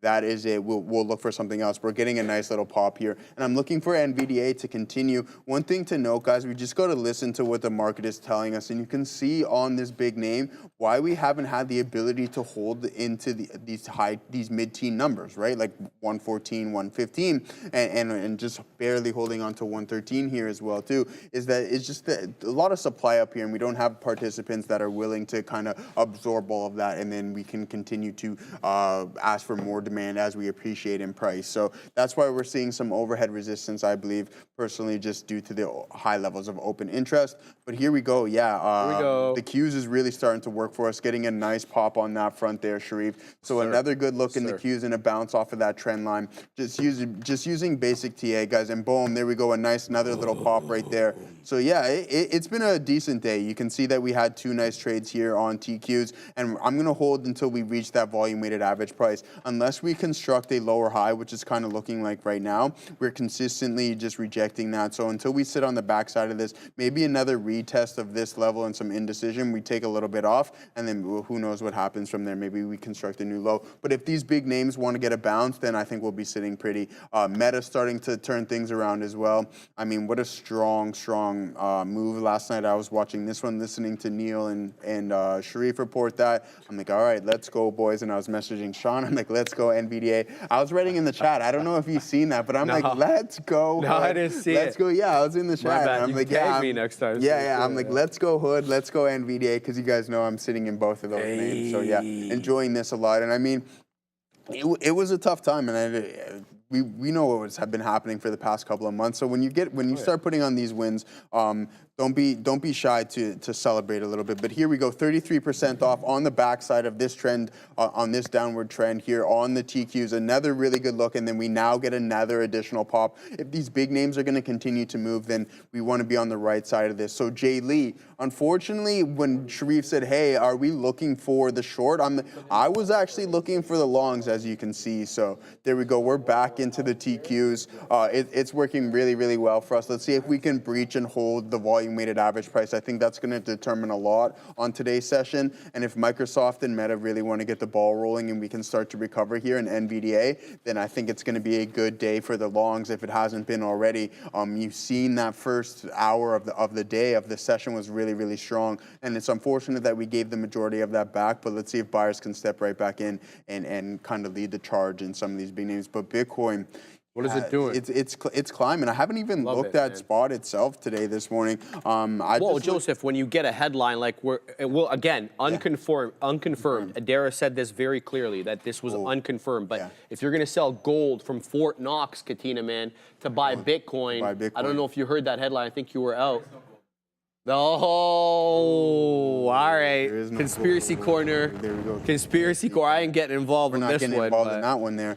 So there we go. We can see what we're roughly trading at. 97,000. I think this was going to be a key zone. We needed the momentum. We consolidated below those support levels, and then we had that momentum step in, and then we broke through it. And I think that's going to be a positive sign. I said to Sharif, I think this is the push where we go for that all-time high and then maybe exceed it. If we're going to go and test that area, then at that point, I do believe that we're actually going to head into new price discovery and look for a new all-time high here in Bitcoin, which would put us into the teens. I know we just barely touched to 109, so we never even got to that 110 level here in Bitcoin, but I do believe that we can get to 115, 120, and 1.25, but just not before the 25th, right? Or the 20th? Oh, yeah. The 20th. Oh, we're talking about the 25th. 25th, yeah. The 25th. Oh, no. It's the 29th. Your birthday? Yeah. Oh, you little slide dog, you. But yeah, honestly, for a second, I'm like, why is this guy hesitating for so on his birthday? Yeah, like, on his it's birthday. super like, easy. Did you actually forget it or no? No, but, I'm playing. You said it's May 20th, right? Yes, sir. Okay, so May 25th. No, it's actually 25. I got my ID. 25. All right, I got the ID. We'll have to double check that. But here we go. Nice double check that. Now I've lost all credibility. Exactly. But nice look here in the TQs as we continue to climb. But let's see what Adara's up to. Yes, sir. Here is the look here for the TTV research picks. As you know here, January 9th, everybody picked their positions here. And I want to clarify as well, some of these averages you may be a little bit confused. Eli Lilly, for example, should not be green. That's because I wanted to keep it fair, and I'm doing this at the end of every month. So what I did was I did the position from January 10th, the start of the day, to the end of the day on April 30th. That's why Lilly and that drop has not been accounted for. That's why Meta's pop has not been accounted for. I want to make that very clear. To keep it fair and do things within the month, I did not want to include any fuss or hubbub and include the start of the day. I just want to make that clear before anyone gets upset about Eli Lilly being green. Here's the look, though, and then here are the averages. Joe here down about 16%. Weakest here. I'm still basically flat. I've been basically flat this whole time. But Sean up 54%. 90% of that is Palantir. Also here, our total, I should change that because we're green here as a group, thanks entirely to Sean's Palantir position. So good luck here. We'll have to wait and see how this all happens. But if you want to take a look at this infographic, it's on X at TGV Research, though I will be reposting this part because that should be green because we are on average green again. Thank you, Sean and Palantir. Back to you. Katina Man's printing up a storm with that Palantir print. At some point, you got to get skunked, right? Like, so maybe at negative 20%, we just eliminate me from the competition. But I mean, there's still a lot of time left in the year, guys. So watch out. I mean, Joe's killing it, bro. Yeah. It's not a good luck. 55% is light. There's still a lot more. You think 55% for your return is light? You think you're gonna go? You're gonna go? Are you? Is that one of your picks? Oh, you have the Coinbase. You have the Dow though. You have the diamonds though. The Dow's good. Yeah, UNH might be a little bit of a drag. Apple as well. Never mind those picks, guys. I talked about Robinhood. I talked about HIMS. Farm Trader, there we go. Nice breakout on HIMS. Way to call that one out there. But we're going to take another chunk off here on... He's doing it live. Let's go, TQs, baby. Guys, you've seen it right there. So what a really, really nice move. Jay Lee, I was about to say, I don't think the shorts are going to come into play, especially how we hold those levels really, really well on the TQs. I only have one out left here, but a nice look here in the overall market as we're getting that bounce. Farm Trader, perfect call out there on him. Strong name. Market moves higher. It gets that breakout, the volume stepping in, and then we held those lows here on the overall market, and then now we're getting that nice bounce back towards and above the volume weighted average price there, guys. So really, really good look. Let's see if we can continue this momentum to the downside because it's been a really, really nice, good day here. So nice. Look at this here on. See, that's the thing. NVDA just essentially moving sideways from where we opened up. So you can see we opened up around 114, and we're just trading within a couple dollar range here. So a lot of eastbound movement here in NVDA, but maybe we can keep the ball rolling. It just went absolutely parabolic last night, and I had a really good time watching that one in the post-market trade. It was a great move, bro, and I'm happy to see that, dude. Because Microsoft's had a tough time of late. So has Meta, obviously. Meta made all-time highs like a rocket ship. Then it dropped as quickly as it moved up. So it was nice to see that whole guidance reaffirm. Guys, I'm out of the trade right now on kids. So we got long there at 07s. I wet the beak there at 43s. So we're done this trade right now. The only one we've got left is RNAS. RNAS is still awfully respectful of the 10 exponential moving average on the 5. Let me show you what I mean over here. Let me just bring in the side chart over here. So I did add into this one when it dipped down into the 10 exponential. I've only added once. We've already gotten 4 outs on this one, RNAZ. Allow me a minute, sorry. So this is what I'm seeing. And I'm seeing a whole lot of respect here for the 10 EMA on the 5-minute chart. So if it continues to hold up like this, I'm trying to hold for the high day break. That's my thinking here. I'd like to see this maybe even test that dollar. Now, that might take some time, obviously. It had good volume. Like these candles here all have about 6 million shares, maybe a bit more, a little bit less, certain ones. So there's definitely volume coming in, but we know how these sub $1 stocks act. Sometimes they're a bit of a tougher trade. So anything below 70, I'm out. Already profitable on it, not looking to give too much back. 2 New York cent. Ooh. Sharif Joseph, can you please add BBAI to your poll? We can only put 4 on there, brother, and we already have about 200 votes. I'll throw BBAI on you for you tomorrow on that one. Just to remind me to New York, I'll throw that up on there, and then we'll have the big kahunas look at it for you. But the Katina Man gives you a good view of BBAI most of the time. I mean, he's involved in it, so he always has a look every now and again. A frostbite. What? Frostbite on my toes. It's cold. That's a joke, right? No, I'm legit. It's not possible. Frostbite. Do you know what frostbite requires? Yeah. Like, I'm just this guy, bro. This guy, every morning I got to hear from this guy that it's too cold. Every morning, and you're bro. sweating. I'm like, yo, man. Bro, I heat up quick. Yeah, bro, I cool down. smashed a 6 session today. Listen all right, let me hear it. All right. So close grip pull-ups this time. So neutral grip close. Yeah. So instead of the wide. Yeah. And then how many reps? 10. Because it's the morning. I don't want to overdo it, right? 7 sets, right? 10 reps, and then weighted push-ups. 25 plate on my back. We're gonna start working on the weighted now. So we've hit reps. Now we're gonna add some weight. So it's super easy. Do you ever put the plate on your own back? Super easy. Just push it back with your neck into your shoulder blades, and then you're good to go. You're good. So that was a sesh. And then at 30 seconds rest between each. That made it hard for the push-ups, for the pull-ups, harder than for the push-ups. I needed more rest For the pull-ups. For the Yeah, pull-ups, to be honest with you. So I'm probably giving myself a little bit more time next time. Yeah, there you go. But yeah, it was a good morning sesh. 5 a.m. Let's go. Right out of bed. That's crazy. Eyes are crusty. Just put on the shoes. Yo. Yeah. It's just honestly. Still in the sleepwear. And then you get it done. And then And then you go back again later. later. I played some hockey last night and we Attaboy. just got absolutely. Aren't you playing today? Isn't today No, Thursday? I'm not playing league right now just because of my knee. So it's just Fair. pick up with the boys. Yeah, I'm taking a break from league because it's more like I can't do anything really, and like where it's actually competitive, and I'm just like a pylon. I'm like Dion Phaneuf back there, a pylon they used to call him. So. Do you remember Dion Phaneuf? Yeah, Dion. Remember getting him from Calgary? That was a huge trade. Huge trade, and then he was probably I don't know. You maybe like Dion stepped in. Phaneuf, Katina, man? You were a fan? Yeah, I know, but we didn't do anything. Of the did we? Leafs? Yeah, he was a 10 captain years. for a It long wasn't 10 time, years. yeah. It was like 5 or 6 years, no? Maybe if that. Yeah. I mean, but did he just? I don't know if he deserved to be the captain, but he was put there. You know what I mean? So I'm just Fred saying, man. Shannon. Like, you know what? I'm going to be honest. I don't want to get into this Leaf talk right now because Why? What happened? well, okay, I'm Tonight, going huh? to get into it right now. Actually. Okay. So I'm going to because I can go on Come for hard, days Joe. about this. Let's go, but baby. let me put it to you this way: so in their respective series, Yes, sir. every top seed finished their series in 5 games. Okay. With the exception of one team. Oh, yeah. What's that team? We The had that Leafs. opportunity. We could have We done had it in 4. We had the opportunity. We could have done it in 4, but instead we like to prolong things and not be that Typical. clutch, and then take it to Game 6. Where if they don't win tonight, I'm betting on the Sens to win Game 7 if it does go to Game 7.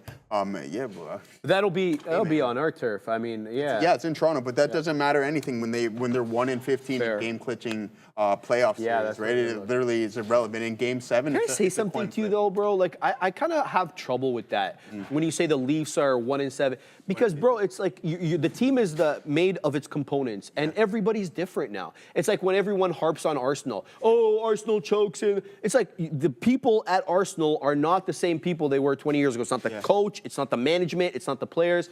So does that data? But it's the exact same team though, Sharif. Like, Oh, it is? That's the team? That's the same team. Like, Okay, I thought you meant historically, we've won one playoff round in 8 years. Okay, gotcha. We've had multiple scenarios to win series with the likes of Montreal, where we're up 3-0, end remember up that. losing that one. We're now up Boston. 3 here, and yeah, Boston. But that was a different team. That was in 2013. team, yeah. But again, we had an opportunity to do so, and just not clutch. Me and my boys can talk about it all day, but what's more important right now, guys, What is is the it? overall market. I mean, we're continuing to climb higher. Good breakout call from Farm Trader. As you've seen, we broke this consolidation phase. That volume really stepped in. So beautiful, beautiful look on that front. But we got a super chat here. Dion's greatest achievement. Okay, hold on. Yes, Miss Alicia Cuthbert, he was married to her, but I think there were some things going on between Dion and Joffrey Lupul. For those who remember Joffrey, what happened to him? He What just happened? went to. They're just like, all right, buddy, you can just go enjoy life in California, and we're gonna pay you out your salary. You're not on the team anymore, so it's something that we would like to call Robidaw Island. It's just that see you later. I love it. Yeah, you're not on the team You're anymore. such a hockey guy. I love it, bro. Yeah. I mean, All the sayings that's what it was. So see you later on that front. But here we go in the TQs, guys. right. Nice look there. I mean, is it from our guy Swoldemore too there. Good look there. Joseph bet the house on a Leaf with Matthews with a point last home game. Yeah, I mean, tough look there, man. Joffrey was poisoned, as I remembered. Oh, was he? I didn't know that whatsoever. Dang. But we're looking good here for this recovery in the market, guys. Let's get back into this talk because I think that's more important to what the Leafs are. I know you guys want to talk about it, but nice little bounce here. I'm going to take my last little bit off at 58, so I'm going to post up an order to see if we can catch that fill right at 57.98, or sorry, no, 58 exactly. We'll call it 58 flat. So we'll post up our last little bit to see if we can catch that fill, and then we're going to be all out of that TQs trade. Been a solid trading day there. No questioning that. Patience was definitely the key, but let's see what Adair is up to. Keep an eye here on MBLY popping to the upside after an individual who works here in the investment relations, or it looks like investing relations side of things, did a quick search on him. Basically, this individual posted here saying that Uber has been expanding to bring autonomous vehicles to more cities, and they're partnering with Mobileye and VW to bring autonomous vehicles to Los Angeles. So MBLY, through its VW partnership on watch here, Uber apparently working with their AV side of things. So keep an eye on MBLY. Back to you. Adara, wow, interesting stuff there. That's a good collaboration. Makes sense, though, that you would get that kind of collaboration between Mobileye and... We caught that, Phil. We'll send it to you in a second, guys. You can see, pull up my screen here real quick before we go back to Sharif. Yeah, that's it. We're all out right at 58s as the market continues to climb higher. So that was that trade. Entry number 2. Peace out. And then see you later on that one. So nice little trade on TQ. All right, man, we're back into kids. KIDZ added into this one at 53, wet the beak at 60, waiting for a 65 print, but it's having a lot of trouble with this mid 50. There's obviously a seller at 55 reinstituting their position because we've cleared 55 several times only to drop below it and then to have that same problem clearing that 55 level. So I've given it to mid 40s. I've got very light shares around here. I don't want to give too much back here on KIDZ. If it drops below mid 40s, we're getting stopped out of this one. Excuse me. Keeping an eye on it as it is now dropping into the high 40s. Let's see if it drops into mid 40s. That'll stop me out below that level, so that's okay. We'll look to get back in at the volume weighted average price. If it does stop me out, still zigging and zagging here in the high 40s, not printing either to the upside or the downside. So KIDZ in focus for me at the moment, but having trouble really clearing that $0.50 level. Now, the reason I got involved in this one, because it took out that previous area high that we manifested at 12.10 and 12.15. I'm talking about this area right here. So it looked like it was clearing it. Initially it did get up to 60s as I mentioned, but it's now below that 50 penny level again. Oh, wow. TRVG just rocketed up. Do we still have this on a trading screen? I don't even think so. I think I took it off. I might have to put it back on. TRVG just really moved up aggressively there. Let's take off Zcar because I'm unlikely to trade that. It's below VWAP now. TRVG. Here it is. Good move up into 5.5, taking out that previous area high. This looked like an ascending wedge, man. I missed this one. That was a mistake by me. Higher lows, higher highs. Now, how do we get in? What's the move here? Am I punching in at the $0.50? No, siree, Bob. Will not do that. What I will do, though, is wait for a pullback into about 540 to mid 530s. That's predicated upon us rejecting that $0.50 level, because that's where we're at right now. So let's see what we get here on a TRVG. It's a good one. It's up 32%. Not the biggest mover on the day, but certainly one that is putting in some higher highs and higher lows. I did remove it from the trading screen because it dropped below the volume weighted average price. Now it's showing me both the ask and the bid either at or above 50. So what's the deal here? Are we going to get in or what? Let me see if I want to manage this trade here on kids because it is losing that 40 penny area. I don't know why my stop is not triggering. Where do I have my stop? I thought I basically put it there. There we go. Now we got stopped out. So we stopped out for a little bit there, keeping an eye on that one. Back to TRVG. Is the ask now, or the bid, excuse me, is it above 50? No. The bid is having trouble crossing 50. So I want to just keep my eye on this one because if TRVG wants to go, I want to make sure that both the bid and the ask are above that 50 penny area. If it is, I'm going to get in. I'm going to get in for a breakout and I'll defend in the 40s, okay? Because that's where the volume weighted average price is, so I'll insist that it hold that level. If we get a print here on the bid above 50, I'm getting long TRVG for a move possibly into that high day at 83s. That's what I'm looking at right now, guys. Yeah. Zach Frack, Sharif, what do you think of Hood from here? Do you think it can reach pre-market level? Have a look in a second. I'm just bringing the side chart. Have a look at Hood, which is always up to no good. Okay, Hood, can we get back to the pre-market high, he says. Not today, I don't think so. But you never know what the imbalances bring. It could definitely get a big bid. But look, I thought the Hood report was good. I think that this sell-off here was unwarranted, but that doesn't really matter. What I would think, probably some profit taking. I like Hood's report.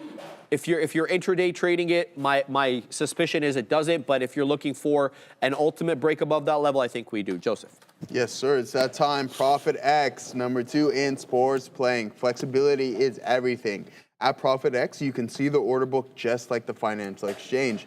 Pick your spot and customize the odds to fit your risk. Why settle for a single offered price when you can set your own? Plus, our own mobile interface makes it easy to play on the go. Profit X, where you can call the shots anytime, anywhere. Users can use code TraderTV to get our sign-up offer of 2% cash back on up to $300 there, guys. So, yeah, Rainmaker, that's what it sounds like, I guess, eh?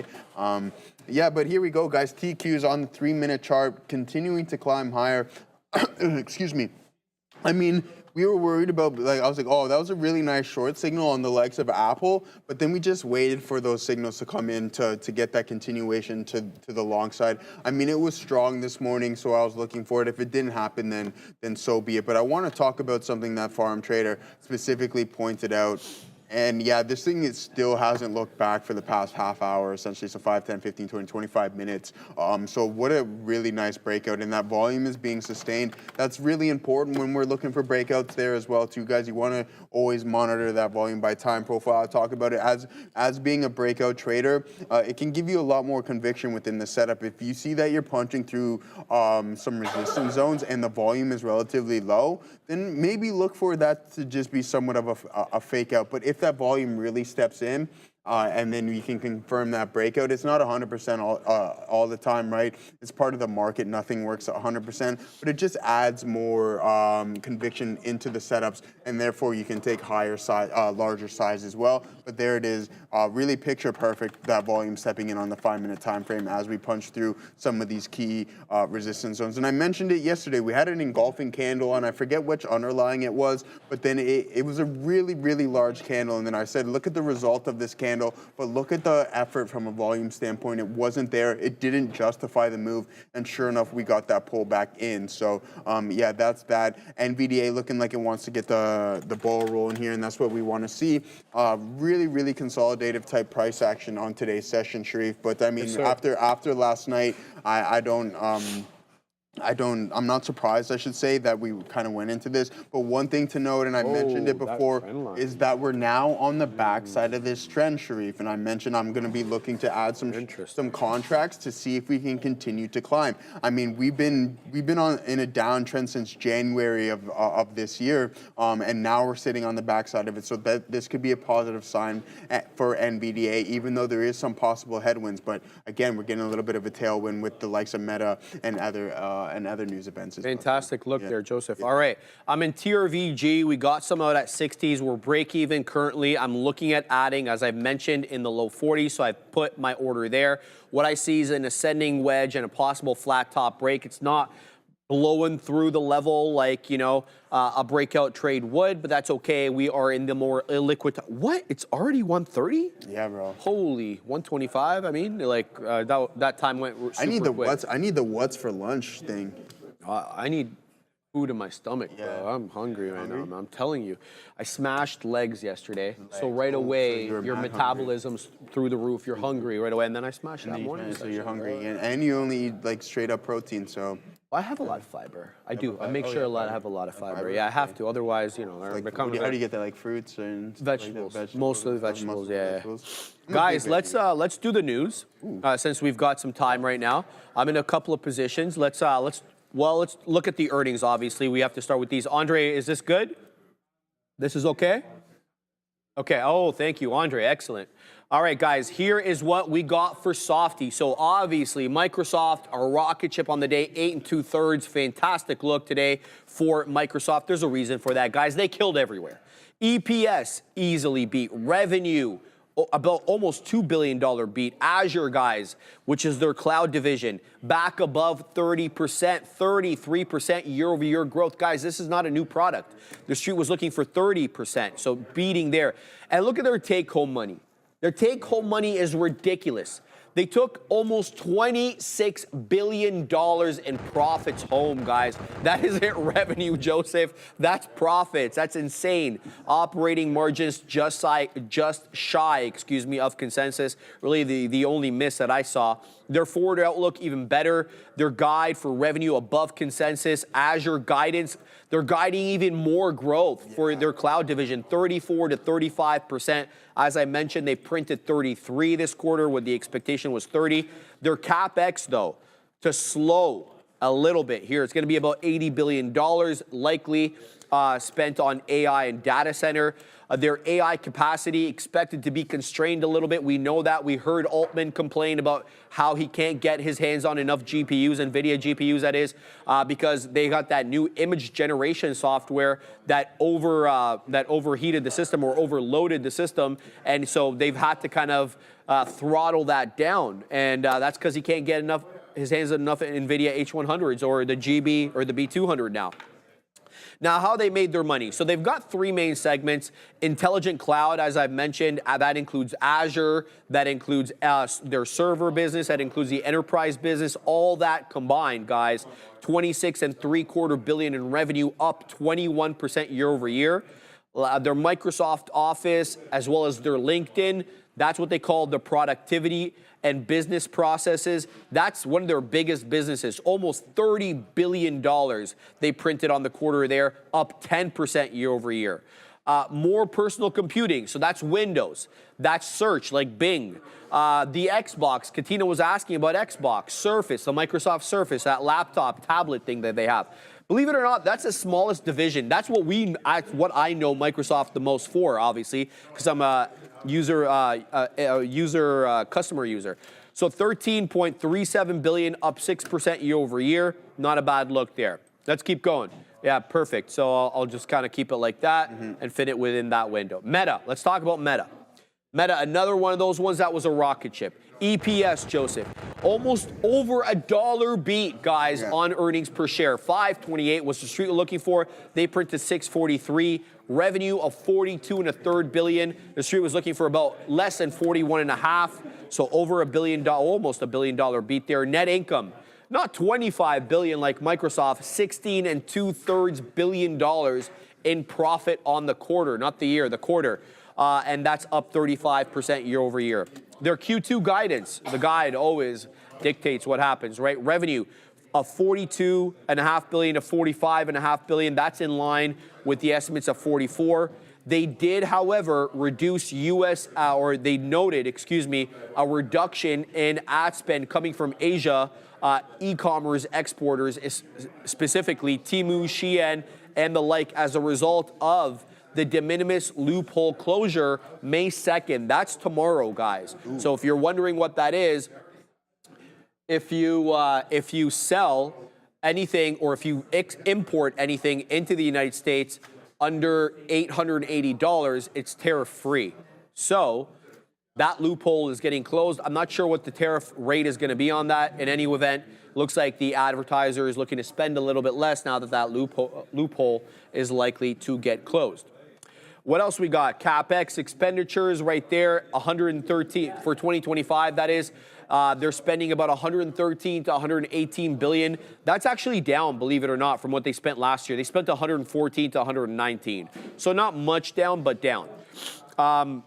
That's their expenses, 2025 expenses. Their CapEx is actually going up, 64 to 72 is the range. That's up from 60 to 65. That was the guide. It's driven really by AI, data center, investments, and global supply chain costs. Reality Labs continues to lose money, guys, 4.2 billion, but better than the 4.6 billion expected loss. And they only made about $412 million in money off Reality. But that we all know what the Reality Lab story is. It's the future. It's the Orion glasses, etc. I think this is obviously money well spent, but what do I know? User metrics are crazy, Joseph. Daily active users, 3.43 billion people are using Meta's products on a daily basis. Obviously, that includes WhatsApp, Facebook, Instagram, Messenger, Threads, although that's a piece of crap. So all their daily active users combined, shy of 3.5 billion users. That's almost half the world, right? Yeah, it's insane. Yeah. The Threads, barely any users on that, 350 million. Barely any users, that's crazy. All of America essentially uses it. I know, compare that to Twitter, though. On the grand scheme of things, absolutely. Meta AI has more users than Threads. Yeah. Llama, 1 billion monthly active users for Meta AI. That's up from 700 million. They're making gains everywhere, guys, even Threads. It was 320 million in January. Now it's up 350. Advertising revenue, the only way they make money, or almost the only way they make money, excuse me. 4.139 billion. That's up, or that's higher than the expected 40.44 billion. So it's about $1 billion higher than the expectations. But here's the deal. Asia Pacific ad sales, as I mentioned, down. There's a reason for that. Again, the de minimis ruled 8.22 billion. The street wanted 8.42. So some softness there. Robinhood, let me know if you want to interrupt. Yeah, I wanted to add something there. Go ahead. Just because we were talking about the digital ad spend, but again, about AI spend and everything along those lines. Why did NVDA really start to pop up? That it's going to be one of the primary beneficiaries of this. So I just wanted to add some numbers. So the owner of Facebook and Instagram said its capital spending for the year, I'm pretty sure you touched on it, raised to 64 billion to 72 billion from a prior range of around 60 to 65, largely on AI investments. Meta also delivered strong sales and advertising revenue, as Sharif touched on, through the first quarter, and I'm pretty sure it raised guidance as well too on the digital ad revenue. So Meta shares, that being said, we're up about 6.5% in the pre-market. Beautiful, man. It's a beautiful look, bro. There's just no doubt about it. Really good look. And that's the thing, man. It's like we look at everything from such a small perspective. We're always honed in.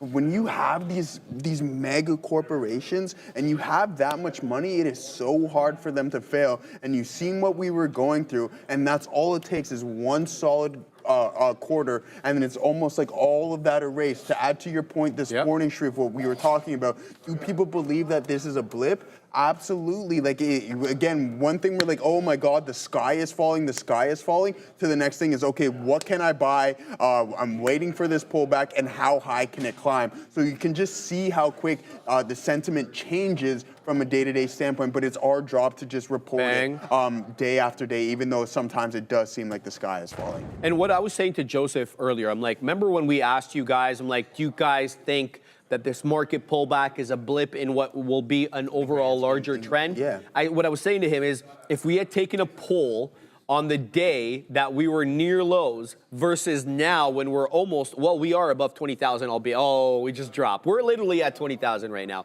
on the NQ. What would the sentiment be? My theory was it would be obviously way lower on the low days. I think that's just common sense, and then higher on the high days, right?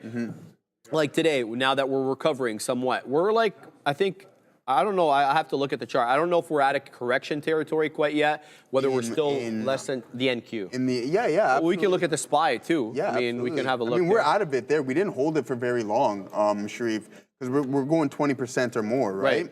So yeah, we didn't hold that 20% down for too long, to be honest with you guys. So let's take a look here just on the Qs. See what we're currently sitting at with that gap up. So about 10.7% there, Sharif, with a low of around 25%. So half of that just gone right there. And I personally said, the thing is though, and I'm gonna stick by it, but it's hard not to, especially with what we just seen from a reporting standpoint. But I said, I don't think I see this market make an all-time high. I don't think we've felt the full effects of these tariffs because this is Q1. Maybe we'll see a little bit more of Q2 and Q3. But with reports like that, and if we can sustain that, then I wouldn't be surprised if the market goes back to well, I agree with that. I agree with that 100%.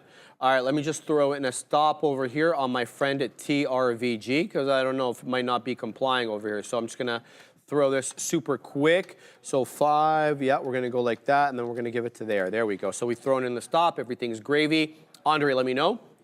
No problem. All right, so we'll talk about Robinhood in a second.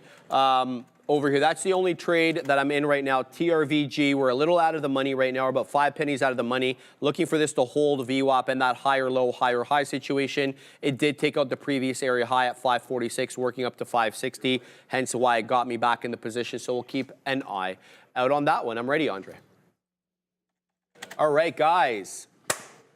New traders, listen up, baby. First month, it's free. That's right, we're waiving the fees so you can trade smarter, not harder, by upgrading to that elite experience where you can analyze, you can strategize, and then hopefully after all that, you'll capitalize on their platform that has everything. Infinite data, instant trading, lightning fast market insights, and game-changing charts.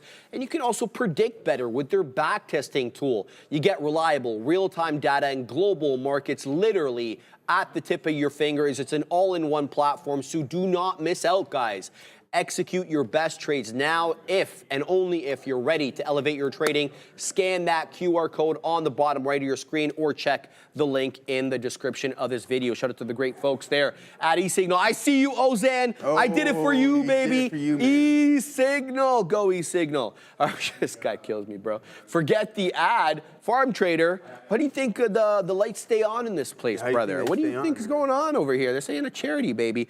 Kids just rocket it to the high side, guys. I got to interrupt the whole news thing. KIDZ up into $4. Let's keep an eye out on this one. Hey? No, I've been out for a while. I got out of 60s. Watch out for that $4 area, guys. Here we go. Let's watch now. Let's see if we can get a micro pullback. This is a breakout. See how the tape is moving like crazy? This is what we mean. Okay, this is what I mean when I'm talking about the breakout trade. So let's see now. Do we get that clearing through 4 and then a move back into 4? We can pick some up. Let's see what the deal is here. The breakout level, I'll submit to you, was that previous area high at 55. So realistically, we can get a move back down into that $60, $55 area and still be poised for a breakout. So I'm just watching right now, KIDZ, guys. Huge liquidity grab midday here up into that $4 area, but having trouble with 4, as you can see. So I want to see what the deal is, whether we cleared or not. I don't want to be punching in and then have this retrace all the way back down into that 350 area. That will not please me one bit. So keeping an eye out on that. Shout out to Random Oddities, my man. I see you. I see you. We both see the same thing. All right, so here's the deal. We're holding up in the mid-80s. Let's see if we drop down a little bit more. Just waiting to decide whether I want to get into or in this or not for a move into 4. We are getting some selling over here. You can see it's doing the bid creep, like as Adair talks about. It's just dropping down 1 penny at a time. The seller overwhelming the buyers incrementally to the downside over here. So it's not catching a bid. It's more of an offer that's controlling the level 2 now. Let's see if we reject 90s now. The previous level was 91. Now it's 90s. Yeah, I don't know. I don't think this is the right time to enter this trade. I think definitely you had to have been in it for the breakout. So I'm gonna steer clear of this one for the moment. If it can take out the levels. Now it's taking out levels, Joseph. It's making me look bad here with my analysis, man. It's just like taking out levels, baby. All right, here's what we're doing. We're doing it live. Oh, wow. All right, so let's go ahead and wait at 97. Let's see what we can get up there. All right, so it's holding 92s now. Let's see what the situation is here. Up 240%, guys, but certainly having trouble with that $4 area.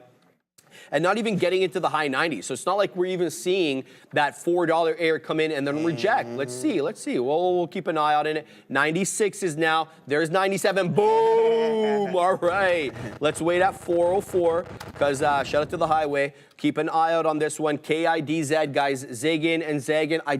And the problem with this is it's just so far away from its previous area of support. There's no way I can say, oh, let me just take it out below here. It's just too close to all those levels. So that's what we're doing right now. We're doing it live on KIDZ. Let's see if it can take out that 4. Now it's rejecting 4. So now it's moving up into 4 and then being met with aggressive selling. So I'll send it to you, Joseph, while I put in my stop. Yeah, absolutely. Shout out to 404 and the DVP. My least favorite highways. Easily. There's nothing, I can't stand the DVP. Like, you don't even understand. Highway possible. I would rather sit in gridlock on the 401 than even think about going on the DVP. Look at the last person in the chat there. Look, what is that? Look at the name of the last person to mention. Reeves Left's bicep. What is that? Yeah. Free parking. Yeah, there you go. Randy said DVP is absolutely free. Are you actually on it every day? That's how he gets down here. For free. Yeah, exactly. There you go. And you get a little bit of scenery with it. So they're 2-in-1. The Don Valley parking lot. Yeah, that's brutal. I mean, I could not. I used to drive it on it all the time. For those who are, you drive on it every day, Ramin? Yeah, that would be looking for alternative routes. You might have to go Kingston Road. Oh. Go Kingston Road there, no? Girl.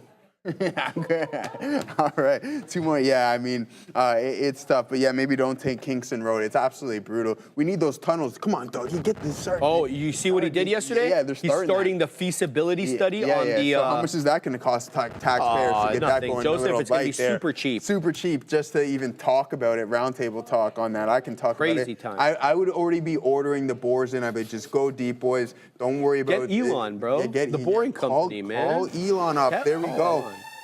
So he's not going to call Elon. There's like a whole anti-American kind of contract push. You saw what your friend Olivia Chow did the other day? No, the mayor of Toronto. I don't want to know. She's no longer accepting any any of the city contracts that we have that American companies could have, what's it called? When it's a public, thank you, Neil, bid for the public bid. They're prohibited now. Yeah. Oh, There's yeah, like I heard all that. this I heard kind of that. I heard stuff, that. bro. No, but hey, send it to the Canadian. No offense, Hold on, guys. bro. Send What it if to the Canadian. Americans are better and cheaper? Why the taxpayers have to get shellacked because she wants some buy Canadian policy? Excuse me. But hold on, we don't know that they're better. But that's what's being said. The Americans the chances are it's most definitely cheaper, for sure. There's no questioning that, because everything here is expensive. I just don't like this protectionist policy type thing, bro. I understand that, but let's get the workers back to some Canadian, because Americans would do the exact same thing, in my opinion, if they had the ability to do so. I'm just worried about how much things are going to cost. I'm always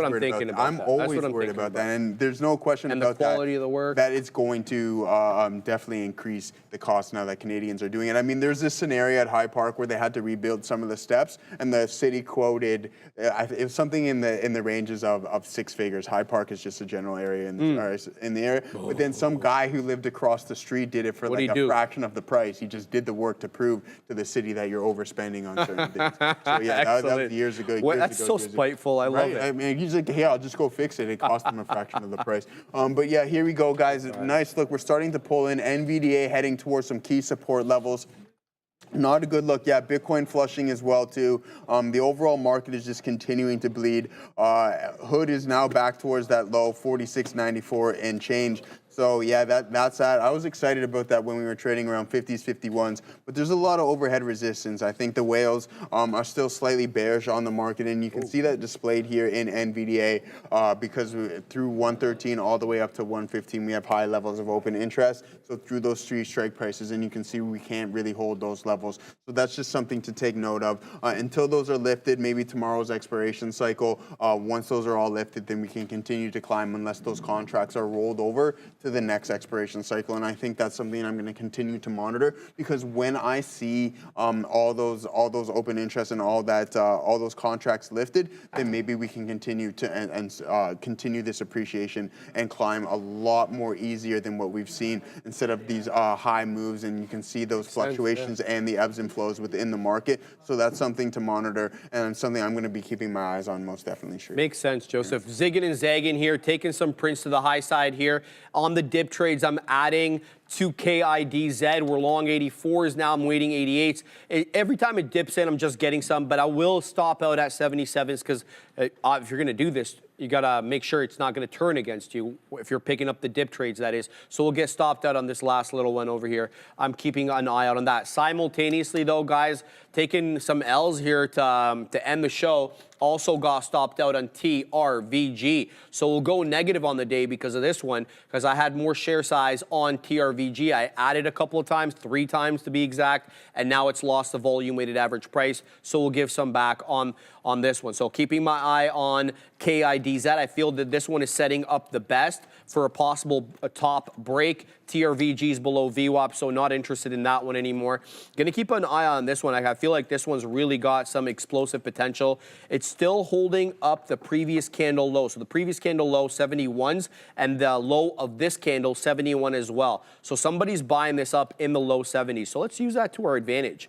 Let's go long here, and then we'll go 3. Yep, there we go. So we'll look to add as well into that 70 area as well. So here we go. Go 367 add, or here we go. Just let me set up my profit takers on this one before I set up the stop. There we go. Nice. So now we'll go like this, 368, and then we'll give it down to 360 in case it gets crazy and it loses the bid. And then I want to throw an order again at 72s. I want to front run that 71 buyer. So we'll put an order to buy at 72s as well. Here we go now, 83s. Let's see if we can pop up back into that mid 90 area. I like the fact that it held at the same level where that same buyer was. So here we go. There it is. There's a print. We'll keep going up into 85s. There's 88s. Nice. Okay. Let's see if we can get back into about that $4 area, zigging and zagging as it typically does. Let's throw some orders as well in the low 90s to take advantage of this one. I'm talking about KIDZ, guys, up 236%. It's a #1 gapper on my watch or on my scanner anyway. So, well, I'm sure other people are going to be watching this. Boom! Right into 90s again, Joseph. Now let's see if we can take out 4s. How many times are we going to zig and zag south of 4 and unable to clear it? So let's go and throw some orders in the high 90s and as well in that above 4 area. So there we go. We'll go throw it at 406. See if we can get something there. I think I just put 2 orders at the same level. So I want to definitely get one of those out of the way. There it is. Boom, man. Nice. Okay, here we go. Now we're attempting at 4, almost 20 pennies in the money on this one. On the last little dip trade, let's see if this bull flag finally gets a top break above $4. It's definitely being met with some selling, as it has been every time we move into 4. There we go, 98s now showing up. I'm not going to get any prints until it clears 4 now, guys, and we still have some shares on. So we'll be able to take more even above that 4 level. So let's go ahead and wait above 4 even more. Still having trouble with $4. Despite the fact that you feel like this one is going to top break, it's just about when. So I'm going to pack my patience on this one. Great looking bull flag right now on KIDZ on the 5-minute chart, that is. Trading near the high end of the range, but that seller continuing to hold this one south of 4. Wow, I got bamboozled here on TRVG. Stops me down, stop hunts, and then right back above VWAP. So feel a little bit bad about this one, but there's nothing really I can do. I got to put my stop place, my stop has to go somewhere. And I put it below VWAP, so I don't think that this was a badly executed trade, just a little bit of bad luck there. Yeah, so that's all I've got on right now. Kids, we're about 15, 20 pennies in the money looking for that 4 top break, Joseph. Yeah, good look there. I mean, just going through, guys, we only got about 12 minutes left on the day, and you can see, like Katina, man, Sean said he only traded a couple of names, and that's exactly what I did. I had the TQs, and then Robinhood was that big trade, but it's given up everything that it's gained, so right back towards those lows. So yeah, it's back down at the lows of the day there. Yeah. But we got it from Katina. We got it from 47 all the way up to 49 there. So that was a nice move on Robinhood. So now turning negative 3.7% on the session, holding those lows. Could this be a potential double bottom? Maybe we'll wait and see on that front. But yeah, really nice work here on Hood. Again, just patience, right? I just seen how weak that those opening drives were, and then I was just waiting for. What up? Oh, who's that? Who are these people? Oh, is that Raider Trader? Who's that? Who are those people? They're just some random people.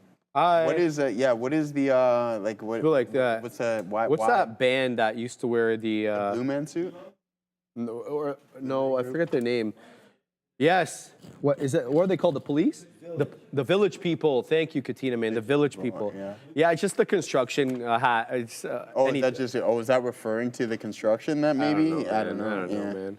Hello, construction workers. Yeah, stop the fail on that one for you guys. Sorry, I don't have that one, but that's all right. I don't know what's happening, bro. Men at Work says family values. There we go. There you go. Yeah, he's own fail. That's fair. We got to acknowledge when we fail and things just don't necessarily go. YMCA. Sharief's biceps killing me. Yeah, Sharief's. But yeah, okay, guys, let's get back to breaking things down. I mean, this is what we were trading here earlier in the day.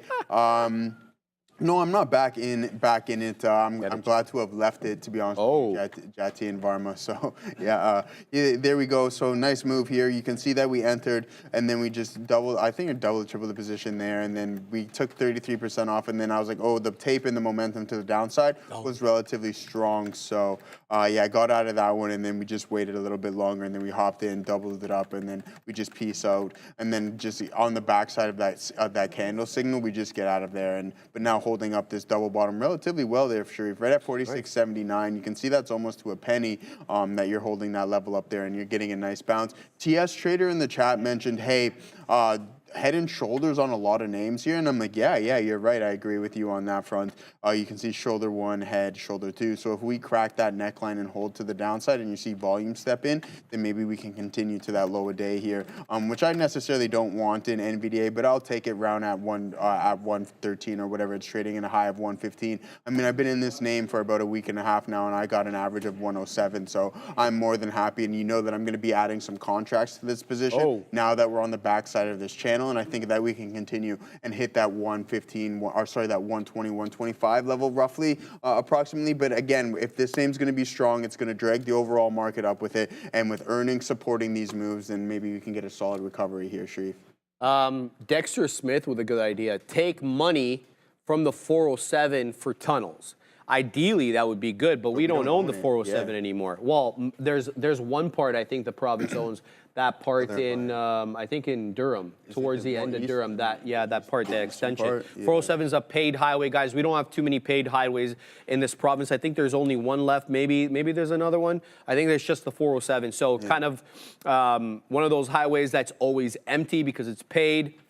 So there's been lots of different talk about how to kind of remove the congestion away from the main highway, which is called the 401. A lot of people are saying, oh, you know, the government should subsidize the private highway, which is no longer owned by the government. That's the thing. That's why they can't make it free. It's owned by some Australian company. They sold the whole highway to this Australian company. I think it's an Australian company. I'm not 100% sure. I thought it was European. I thought maybe, it was like German maybe, yeah. I'm forgetting, Joseph. Or something, yeah. So there has been some talk about, you know, getting the trucks to go on there. And so what Dexter was referring to and what Joseph was referring to earlier was an idea by the current premier, like the governor of a state. He wants to build an underground tunnel under the current very busy highway called the 401.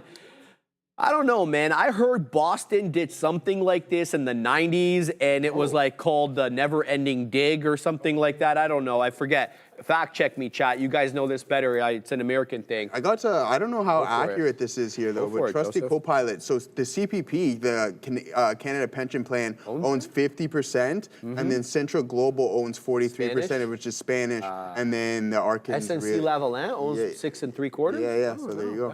All right, I didn't even know that. I thought it was one company. I guess maybe they diversified the ownership there. Yeah, but to build underground, I think it's super hard to do. And again, what was that? The Big Dig. Thank you, guys. That's what it's called. I didn't hear you say, Katina, man. I got this side on. It blocks my ear because the chat is saying it as well. Yeah, the call. We are, Katina, man. Always, baby. The Big Dig. That's what happened in Boston, I'm assuming. And it was kind of a fiasco. So I'm sure that was older technology and not the same. But yeah, I don't really want to be going through that here. And I don't want to wait 100 years to remove gridlock, you know what I mean? 50, like it's easily 50 years. You know what I'm saying, Joseph? Yeah. Like, who needs that kind Well, they say 70% of congestion is based just because of construction. So that's what causes the majority of the traffic. Like every lane, it's never completely open. There's always a lane that's closed down. Always. Like, in Toronto, there's always something. There's always something, yeah. And now it's summer, so. All right, guys, we're taking multiple prints at 4, but 4 is acting as a very critical resistance level here on KIDZ. So I had my beak wetter to get more long at 72s. That's not printing, so I've moved it up to 82s now. I'm looking still for a big flat flat top break, essentially a bull flag continuation on KIDZ. It's above VWAP. It's at above previous area highs, but it has had trouble with $4 all day. Like, I mean, it's been above 4. 440 is technically the high of the day, but have a look at this. Even when we got above 4, look how quickly we retraced below 4. I'm talking about this candle at 11:10. The subsequent candle had a high of 434, ended up closing down at 373. Even over here at 11:45, when we made yet another breach of $4, going up into 405, we quickly and aggressively sold off all the way down to 318. So it shouldn't be any surprise to anybody that we're continuing to have trouble with $4 on KIDZ. But I like the chances here. Rounded bottom, almost a cup and handle pattern above the volume weighted average price. You can kind of see that rounded bottom effect, and then that sideways bull flag continuation kind of look. Usually these resolve in the direction of the trend, whether it stays above 4 We'll have to wait and see. So I'm looking at adding a little bit more here because I've gotten out of the majority of the position. I'm looking at adding at 82s. It's not even dropping into 82s anymore, let alone 72s. So we'll have to pack our patience here. I don't want to chase it as the show winds down. So here we go. I think we're going to get the 82 fills. It's at 82s right now, but it hasn't crossed to the downside. So somebody's buying it at 82s. Let's see if they continue to buy it. There we go. Nope, still didn't get the fill. What's going on? Oh, it didn't cross on the ask? Okay, tell me more. Oh, what's happening? There we go. Now we get the fill. Okay, so let's keep an eye out on this one. Now we've got 80s as a cost basis, so let's go ahead and set up some more beak wetters, possibly in the high 80s here, ahead of a possible 4 break. I want to tell you guys that the what's it called? The 10 exponential moving average on the 5-minute chart on KIDZ, a little bit lower than 70s. It's showing 68s, 69s, essentially that 70 penny level. So that's where my stop placement will be. For the last remaining amount, I'm going to insist that it hold the 10. Otherwise, I want nothing to do with it. And now, if there had been longer or more time on the show, I would have told you that I'm likely to pick this up again at VWAP if it does fail the 10. At around $3.15, $3.10, give or take. That's where VWAP is hanging out, of which it's been very respectful. It's defended VWAP essentially all day. KIDZ, good name, and up 230%, but having trouble with that $4 level, Joe. Yeah, good look there. Yeah, Sebastian, let's take a look at Snapchat. We haven't traded that. Don't really love it too much, to be honest with you. And you can see that we have some liquidity issues even on the 5-minute time frame. You can see just like this barcode type price action. That's not the best sign, but let's see what we got cooking up. I know you're talking. He's talking about some call wall or put wall or something. So we'll take a look in the Paul wall. Yeah, exactly. Hey. I seen that guy on Snap. Well, I didn't see him. He was on like some Snapchat video the other day. He's old, man. He's got a white beard and everything. So yeah, shout out Paul. Does he actually? Yeah. No way. Yeah. He got older, huh? Yeah, he got older. I guess everybody does. I know. It goes one way, Joseph. It goes only one way. But that is the ultimate question on this planet. What is time and how to stop it? So if you ask my friend Fabian, he'll tell you we'll live in a simulation, baby. So there you go. There you go. Shout out Black Mirror and that one episode there. But here we go. Yeah, I mean, like barcode type stuff. I wouldn't necessarily be looking to trade this. You can see that there's liquidity issues on that front. This is all algorithmic trading, but what we can do is we can pull up the options chain to see what you're looking at, and if there's any high levels of open interest, then we'll see maybe, hey, this is why this is doing that, and this can justify some other things. So let's pull up Snapchat, see what we got going on. 7.5. Ooh, I mean, 7.5, what are we trading at right now? Around 7.80. Yeah, I mean, around 7.5, there could be a potential base with 42,000 current open contracts at that strike price on the put side, I should clarify. But, I mean, to the top side, it's nothing crazy, but, I mean, 8 has 20,000, 10,000, 13,000. I guess that's relatively larger than what we got going on. But $7.50 might be the base here for this week on Snapchat. So 42,000 open contracts on that front. But as from an intraday standpoint, not looking to be trading this. This is not the most liquid asset. There's other vehicles that we can be trading. There's no questioning that one. Now, Robinhood, we went over multiple times. It's selling. I mean, as for I know Tina Man was talking about this. Sharif reported on it as well too. But the gold member usership is up. It's like 3.2 million. Yeah, bro. Our 3.2 million gold members, which is absolutely fantastic. We like this name, and it's just going to continue to grow. And that's why I picked it up for the long term. Yeah, so bang, there we go. That's why we picked it up on the long term. We only got a couple of minutes left here. Sharif, tell them what you got going on. All right, here it is, man. We're doing it freaking live. Let's take out some. We got the 4 break. We got a big boy breakthrough 4. Now we're 4.25. The high day's 4.55. Oh, Joseph. Oh, what happened? I took out all the position. I didn't think that other one triggered. Devin. All right, here's the deal. Devin, no. I was definitely waiting for a higher break there. Let's see if we can come back in and defend 4. Now, that seller at 4 was a slimy guy, bro. He kept feigning everybody with the break of 4. Let's see if we can kind of dip down a little bit into that level. This is breaking out quite aggressively. So let's see if we can get a little bit more on this one. Boom! Let's see if we can get some more on this. Where are we long? 26s. Show me 35s. Let's go ahead and wait a little bit higher than that. Let's see if we can get 37s. I'd like to add into 4 if we can. This one did actually have lots of trouble at 4. So if it had a lot of trouble at 4, maybe, just maybe, it comes back into that level again, then holds it up. So let's see if we can get something in and around that level. It's coming back into 4, so let's go ahead and throw an order in the low 4s. I'm going to sit at 11s, see if we can defend that level there. We'll put an order at 11. Show me 25s, 27s, having trouble taking out 30s right now. So it's a 455 high a day on KIDZ, but it's having trouble with the quarter dollar right now. The explosion has kind of calmed down a little bit. And you can kind of see in the speed of the tape, it's slowed down just a skosh. That's because there's not as many buy and sell orders coming in. Oh, it's past 2 o'clock. Buy and sell orders coming in. All right, guys. So we're going to throw you to the big kahunas, guys. It's been real. I'll see everybody very shortly at the green screen. Make sure to catch the market recap with us tonight, baby, because we have 2 bangers on Amazon and Apple. We'll see everybody very soon. Take care. Welcome, everybody. I see, you know what, no one cares about Reddit. That's how it's going to be. There's 2 bangers on Amazon and Apple.